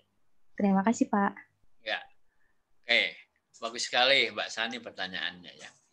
Kalau yang ditanyakan tadi itu adalah aspek kompetensi, ya, maka sebenarnya itu harus dimulai dari awal mau masuk. Jadi sebelum dia masuk, itu harus sudah kita nilai. Untuk menentukan dia lulus atau tidak, kan? Dia boleh duduk nggak di suatu posisi, begitu. Ya. Jadi malah sejak awal, ya, kalau bicara kompetensi. Nah, berikutnya, terus kapan lagi? Apakah dinilai kompetensinya hanya di awal masuk saja? Tidak. Nanti pada saat yang bersangkutan itu dipertimbangkan untuk berganti posisi, ya, terutama promosi, ya. Nah, itu dinilai kembali. Apakah pada posisinya yang baru kemudian itu dia cocok atau tidak? Gap kompetensinya apa? Untuk kemudian juga mempersiapkan dia harus ikut training apa, gitu ya, supaya dia lebih siap pada posisi yang baru. Ya. Jadi terutama sih sebenarnya kalau bicara penilaian kompetensi itu kan berarti aspek input gitu ya, yang dilihat aspek inputnya. Maka pada saat kita memang mau mempertimbangkan orang itu pada posisi baru, gitu ya. Kalau kinerja kan output, kinerja output. Ya. Coba memang ada juga perusahaan yang mereka setahun sekali melakukan dua-duanya, ada. Saya ambil contoh misalnya BUMN seperti Pindad misalnya ya. Itu yang saya tahu karena kita pernah studi banding gitu. Jadi pada saat menilai prestasi itu kompetensi pun dinilai berbarengan gitu. Jadi dilihat dua-duanya gitu ya. Ya itu boleh juga sih, boleh saja, nggak masalah. Ya. Cuma kalau kita bicara kebutuhannya yang pasti itu kapan? Ya. Sebenarnya kalau menilai kompetensi itu pada saat pertama mau masuk, kedua pada saat dipertimbangkan untuk berganti posisi, gitu ya. Untuk ketemu kompetensinya itu cocok atau tidak, atau kalaupun ada gap, seberapa besar gapnya, dan dia harus belajar bidang apa, gitu, supaya dia lebih sesuai pada posisi yang baru. Demikian ya jawabannya, Mas Sani. Cukup, San? Jelas. Baik, ya? Terima kasih. Ya. Terima kasih. Nah, masih ada Pak Dadang. Silakan. Pak Ahmad nih, Pak Ahmad sudah raise. Silakan Pak Ahmad. Ya, terima kasih Ibu. Assalamualaikum warahmatullahi wabarakatuh. Waalaikumsalam. Terima kasih Bapak Ibu yang terhormat atas waktu dan tempatnya. Baik, saya langsung ke pertanyaan Pak. Tadi Bapak menjelaskan tentang beberapa alternatif metode penilaian kinerja Pak. Di antaranya adalah objektif, kuantitatif, multifaktor, penilaian acuan jabatan, terbuka, multi-rater, dan orientasi masa yang akan datang Pak. Kalau boleh saya tambahkan, ada 3 lagi Pak. Karena banyak ya Pak ya. Bapak sudah menjelaskan ada ribuan.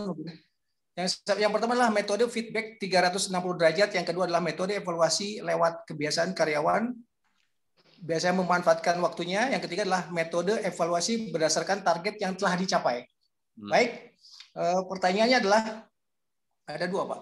Yang pertama adalah metode manakah yang paling efektif dan efisien di dalam pelaksanaan kinerja tersebut.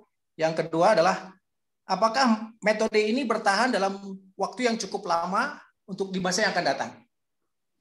Itu Pak ya, pertanyaannya. Baik, terima kasih Bapak Ibu yang terhormat. Assalamualaikum warahmatullahi wabarakatuh. Waalaikumsalam. Baik, Pak Ahmad, bagus sekali pertanyaannya. Kadang sebuah metode itu hanya cocok pertama untuk jenis industri tertentu, kedua pada masa tertentu. Oleh karena itu, kalau yang saya rasakan sendiri bahwa dari tahun ke tahun itu selalu kita ketemu bahwa yang kita pakai sekarang itu masih ada kekurangan, sehingga harus dilakukan improvement. Kalau bicara efektif efisien itu kadang-kadang kita nggak bisa dapat dua-duanya tuh. Dapat yang efektif tapi nggak efisien. Saya ambil contoh itu penilaian 360 derajat itu efektif tapi nggak efisien. Kenapa? Karena melibatkan banyak orang dan banyak formulir gitu, ya kan? Dan kadang-kadang yang menjadi satu tantangan buat Departemen SDM itu apa? Memfasilitasi proses ini. Kadang-kadang ya kita minta manajer segera menyampaikan laporan pun harus diingetin terus, gitu ya. Jadi ada aspek-aspek yang secara teknis itu memang kitanya mesti benar-benar gitu mau monitor gitu. Sampai kemudian karena bukan hanya sekedar sistemnya bagus, tapi para pelakunya support tidak, gitu ya. Ada juga yang mungkin efisien, gitu. Efisien itu kan ya sistem ranking itu kan paling efisien itu, ya kan? Seru aja sih atasan itu mengupload ranking anak buahnya gitu ya. Dari mulai ranking 1 sampai ranking 10 misalnya ya. Tapi kan itu memang cepat, tapi sangat subjektif. Ya kan? Karena pasti pakainya pakai kira-kira gitu, hanya berdasarkan kesan ya, kesan pribadi yang bersangkutan tentang anak buahnya gitu ya. Di sini memang tantangannya. Kalau yang paling efisien itu adalah misalnya sistem urut ranking, gitu kan? Kalau yang paling efektif itu adalah penilaian 360 derajat, tapi kita bagaimana bisa memperoleh dua-duanya, gitu?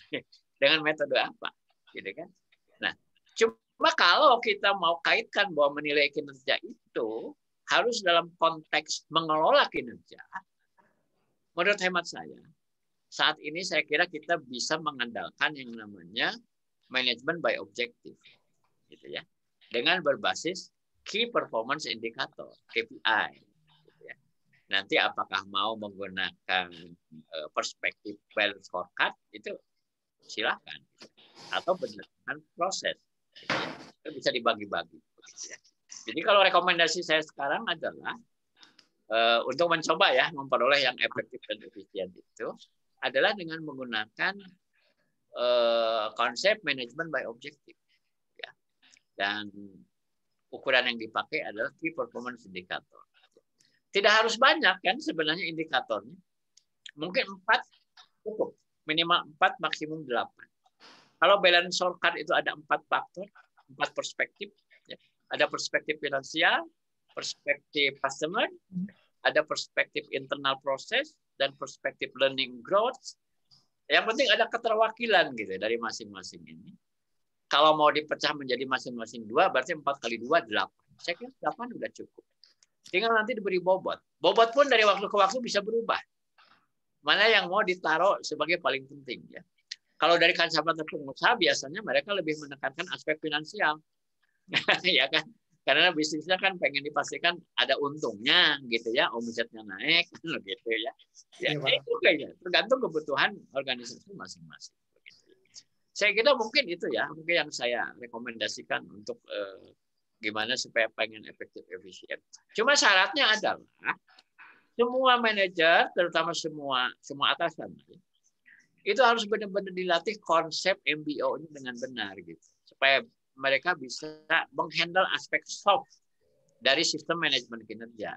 Bukan cuma ngisi formulir gitu ya, tapi bagaimana mereka bersama-sama dengan bawahannya itu melaksanakan siklus ya, siklus manajemen kinerjanya dengan baik begitu ya. Ada goal setting bersama-sama, kemudian review sama-sama, bikin action plan bersama-sama, mengevaluasi pun bersama-sama. Ya. Dan kita tahu memang tidak semua orang merasa nyaman melakukan itu. Ya mungkin karena belum dilatih bagaimana untuk menghandle suatu proses mengelola kinerja bersama dengan bawahan. Demikian Pak Ahmad ya jawabannya. Baik Bapak Ibu, terima kasih banyak atas catatan. Terima kasih Pak Dadang. Ya. Baik, masih ada yang bertanya. Bu Arni, silakan Bu Arni. Terima kasih Ibu. Assalamualaikum Bapak. Pertanyaan saya, apakah ada hubungannya antara gaji atau pendapatan pekerja dengan tinggi rendahnya penilaian kinerja? Ya, terima kasih Pak. Ya. Baik, pertanyaan bagus, Mbak Arni ya. Itu bisa timbal balik gitu dua-duanya. Karena ada juga begini. Ada kecenderungan penilai itu memberi nilai tinggi kepada seorang karyawan yang level jabatannya tinggi. Sedangkan untuk level yang lebih rendah cenderung memberi nilai rendah. Dan ini kan ada kaitan dengan besaran gaji kan sebenarnya. Pasti dong orang yang jabatannya tinggi gajinya lebih besar kan begitu ya. Dibandingkan karyawan yang jabatannya lebih rendah ya tentunya dia gajinya lebih kecil. Ada kecenderungan seperti itu. Dan itu kan subjektif sebenarnya. Ya. Jadi jangan menilai seseorang itu tinggi karena level jabatannya tinggi ya. Karena ada juga direktur yang blongon juga ada gitu kan ya. Tapi operator yang cerdas dan pintar juga banyak kan begitu ya. Jadi jangan bias begitu ya. Nah, kemudian yang tadi saya bilang itu bisa timbal balik juga begini. Hubungan logisnya itu begini ya. Kalau seseorang dinilai prestasinya bagus, maka dia layak mendapat reward lebih besar. Setuju nggak? Setuju ya? Kalau dia prestasinya bagus, maka dia layak mendapat reward atau penghargaan yang juga besar, gitu ya. Sekalipun bisa saja dalam prakteknya nggak selalu begitu. Ini bisa terjadi kalau orang itu udah terlanjur ketinggian gajinya, gitu ya. Kalau udah ketinggian biasanya apa? Itu direm gitu pertumbuhannya, ya. Nah ini nanti pembahasannya di dalam manajemen kompensasi ini. Itu ada hal-hal yang seperti itu, ya. Kadang memang nilai bagus. Harusnya dapat naik gajinya paling gede, tapi ternyata nggak dikasih gede. Ada. Alasannya apa? Dia gajinya udah ketinggian. Gitu ya. Gajinya udah ketinggian. Gitu. Jadi bisa saja ada faktor yang seperti itu. Ya. Demikian jawabannya ya, Mbak Arni. Ya. Ya. Iya, terima kasih Pak Dadang. Ini beragam ya pertanyaannya. Ya. Menarik ya. Barangkali masih ada yang akan ditanyakan. Silahkan, manfaatkan waktunya. Ini ada 76 kan yang hadir nih. Iya. Ya, ada yang akan ditanyakan kembali? Silahkan.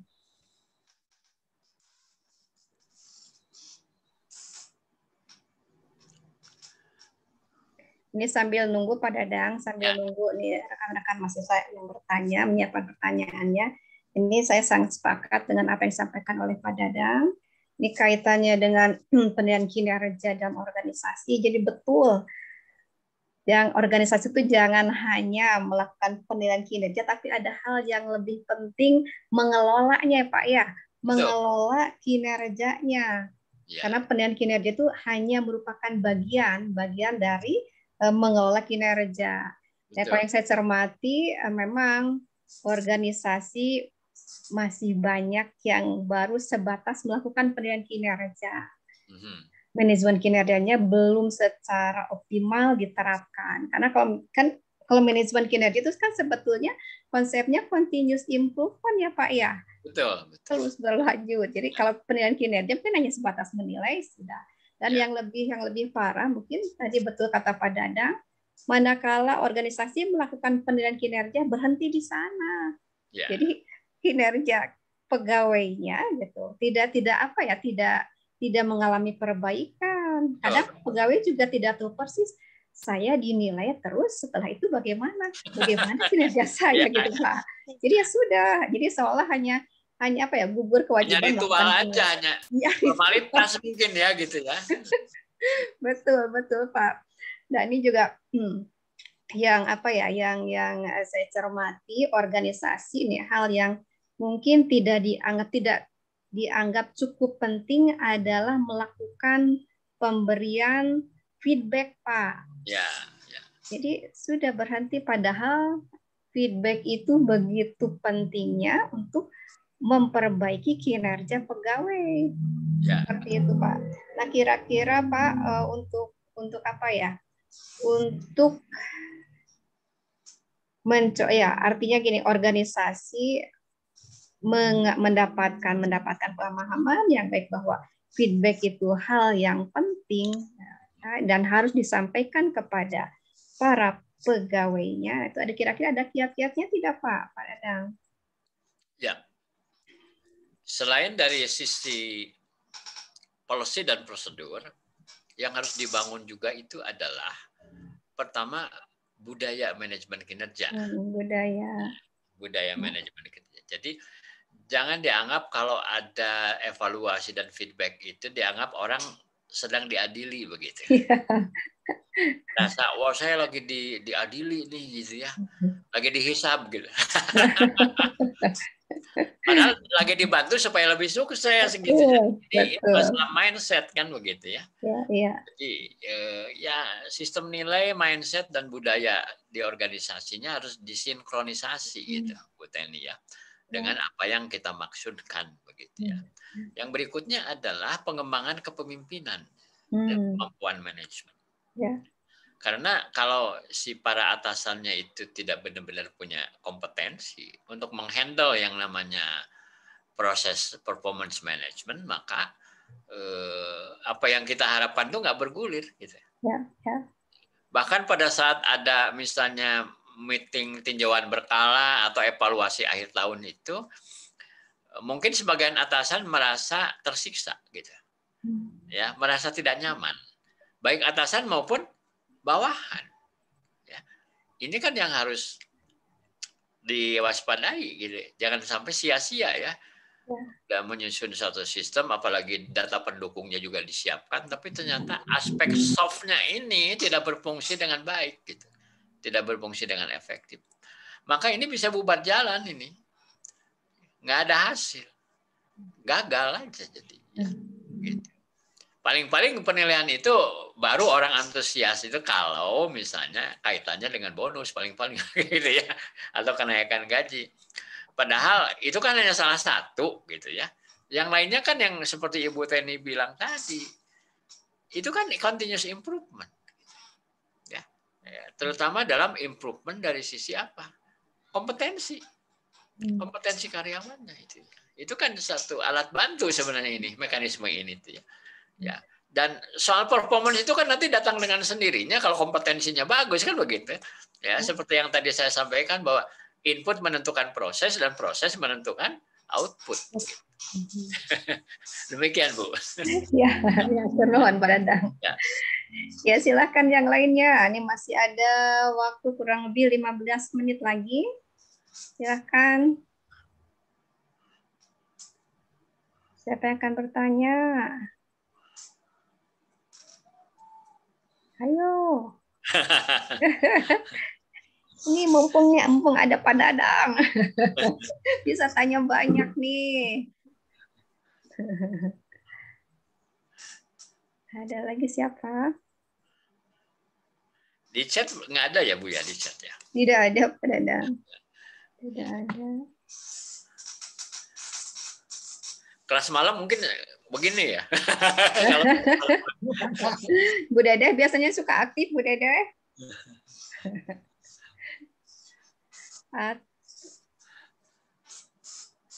Ada yang akan ditanyakan?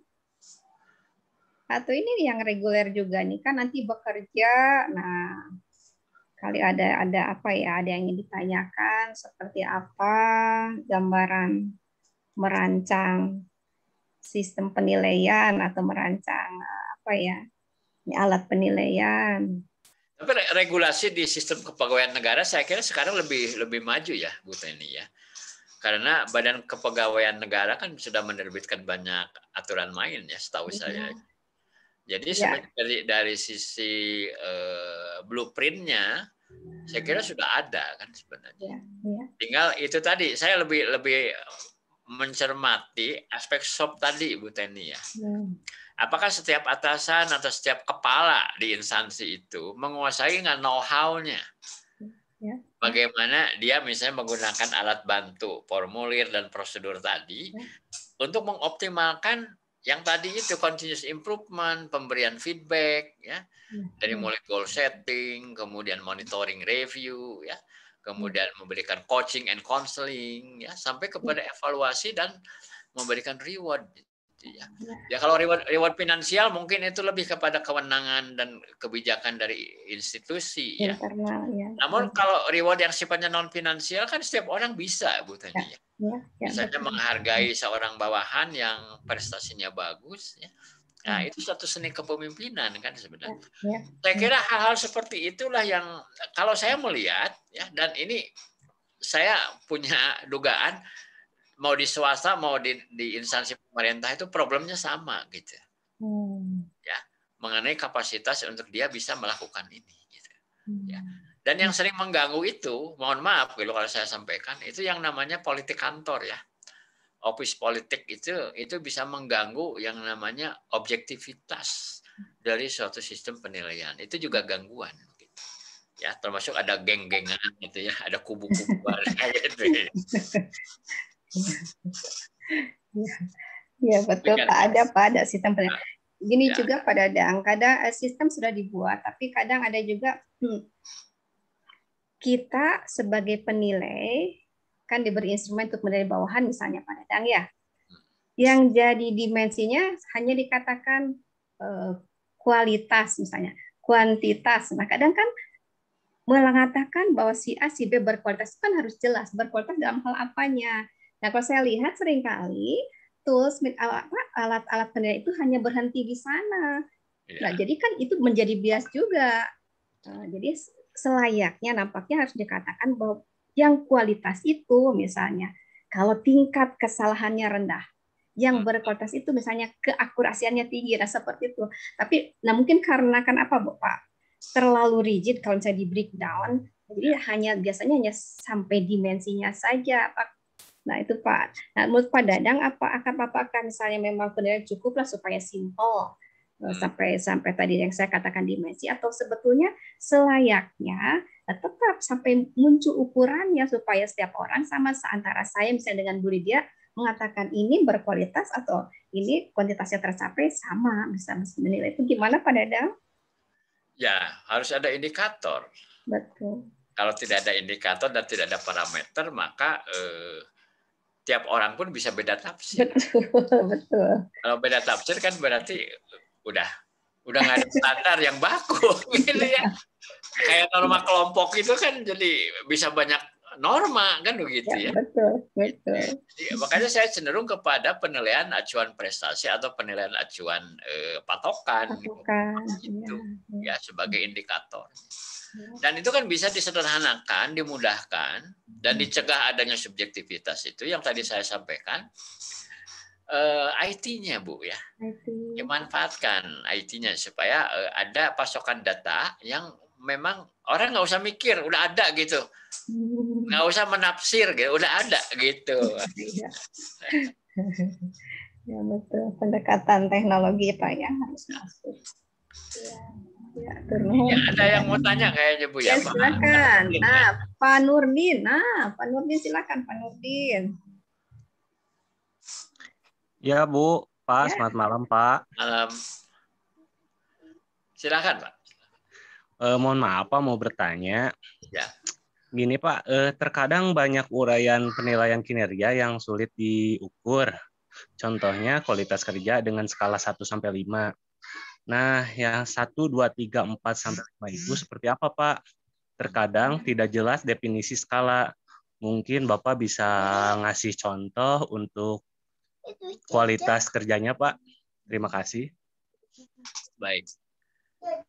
Tadi di form penilaian untuk sales promotion itu saya tampilkan ada contoh. Gitu ya. Akan ada berapa 7 atau 8 faktor. Itu dikasih definisinya, Pak Nurdin. Misalnya, kualitas hasil kerja kita beri nilai 5, gitu baik sekali. Kalau misalnya tingkat kesalahan di bawah 1%, misalnya begitu. Jadi tinggal ditentukan saja, gitu kriterianya. Mau berapa, tetapi kriteria ini harus realistis, gitu ya. Jangan kriteria yang di awang-awang yang nggak pernah terjadi, begitu ya. Kalau nggak pernah terjadi ya berarti nggak akan ada orang yang mencapai itu, gitu ya. Jadi masih di awang-awang, begitu ya. Maka mengenai menentukan kriteria itu pun ya tentu harus cukup realistis, gitu ya. Kalau nggak realistis itu akan membuat orang mengalami demotivasi, gitu. Ngapain gitu ya, kan nggak pernah terjadi loh.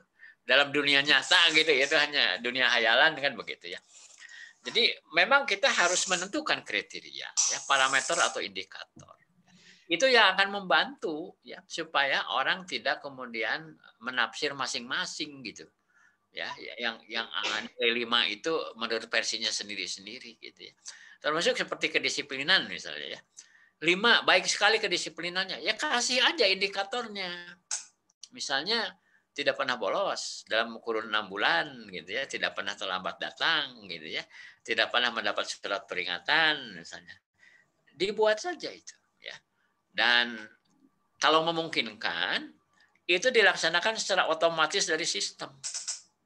Jadi tidak perlu atasan menghitung sendiri. Kalau udah disuruh menghitung sendiri, kemungkinan salahnya bisa terjadi juga gitu ya. Tapi kalau sudah dipasok dari sistem, jadi ada kolom-kolom yang dia tinggal klik udah langsung keluar gitu. Ya, datanya itu. Sehingga mungkin sebagian besar 67% itu adalah sistem yang memasok data. Dan sistem yang akan mengklasifikasikan. Selebihnya mungkin sistem nggak bisa kerja. Misalnya untuk mengamati tentang misalnya apa yang agak susah. Misalnya tentang kerjasama kelompok, teamwork. Nah, itu kan pertimbangan judgment ya. Pertimbangan judgment dari atasannya atau dari penilai ya. Atau dari orang yang diminta memberi nilai ya. Sejauh mana si A, si B, si C itu kerjasamanya baik atau tidak. Begitu ya. Kemudian hal-hal lain, misalnya seperti apa? Seperti misalnya kapasitas kepemimpinan misalnya. Ya, itu mungkin database belum bisa gitu ya. Harus pakai faktor apa yang diinputkan di situ ya supaya bisa. Jadi memang tidak ada yang 100% itu diserahin ke sistem. Masih tersisa katakanlah 20-30% itu adalah yang sifatnya judgment gitu ya. Yang penting jangan kemudian yang sifatnya subjektif terlalu mendominasi gitu ya. Makanya memang yang namanya penilaian itu nggak ada yang ideal 100% tuh nggak ada gitu ya. Kita usahakan saja bahwa faktor-faktor yang bisa bias itu angkanya tidak terlalu banyak. Demikian ya, Pak Nurdin ya. Baik Pak, terima kasih Pak. Sedikit. Sama-sama. Ada pencerahan sekarang udah agak terang. Terima kasih Pak. Alhamdulillah ya, Pak Nurdin. Ini masih ada Pak Dadang sedikit Pak. Ini kan tadi ditanyakan, ada tidak, atau tidak saya Pak Ahmad, ada tidak metode yang terbaik gitu, yang bisa digunakan misalnya untuk satu instansi. Tadi kan mungkin sepakat tidak ada metode terbaik yang bisa digunakan Pak ya. Karena kadang tadi kata Pak Dadang, ada yang ini efisien tapi tidak efektif, ini efektif tapi tidak efisien. Nah walaupun tadi Pak Dadang mengarahkan, oke sekarang mungkin yang mendekati istilahnya yang bisa kedua efisien efektifnya dapat ya, kurang lebih menggunakan pendekatan MBO gitu Pak ya. Nah tapi kalau misalnya gini Pak, tidak digunakan MBO-nya tidak digunakan. Nah tapi misalnya nanti di sini ada para pengelola SDM nih Pak, lulusan-lulusan ini mau merancang sendiri, memadukan antara satu metode dengan metode lain itu kan sangat boleh ya Pak ya. Boleh saja. Boleh saja. Saya di dalam MBO pun sebenarnya di dalamnya ada kombinasi di dalam. Oh ya, ya. Di dalam MBO. Cuma saya mau lihat kelebihan MBO itu apa. Proses manajemen kinerjanya berjalan gitu. Ya. Kalau nggak dibungkus dalam kerangka MBO itu maka manajemen kinerjanya tidak bergulir gitu Bu Teni. Itu sebenarnya saya mau lihat keunggulannya di situ sebenarnya MBO itu. Ya. Ini lagi keunggulan Pak ya.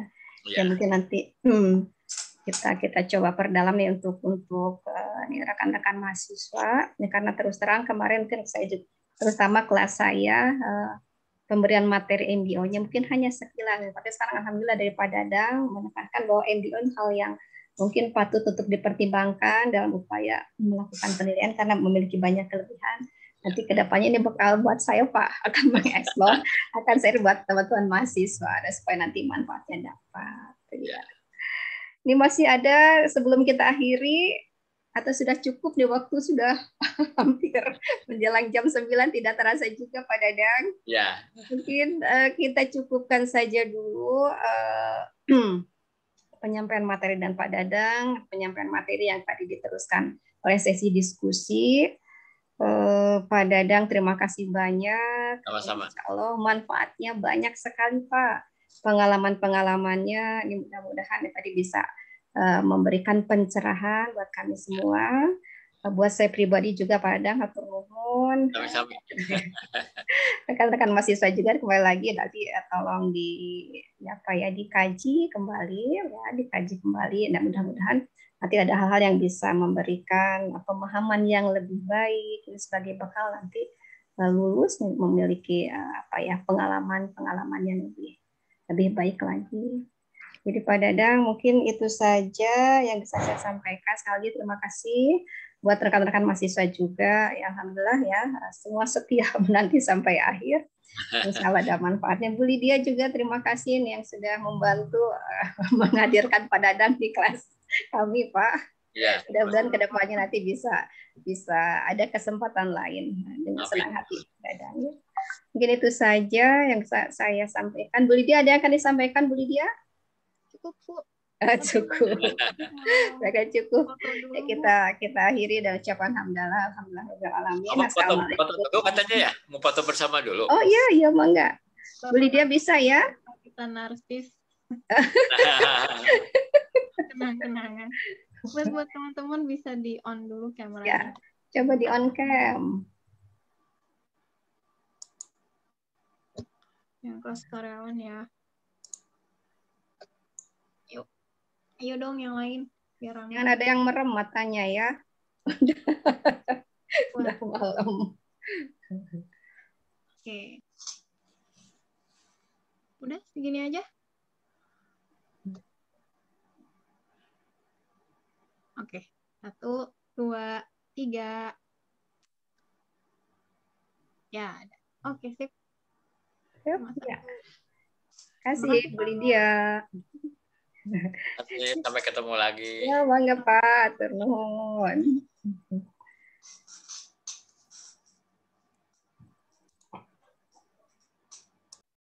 Okay.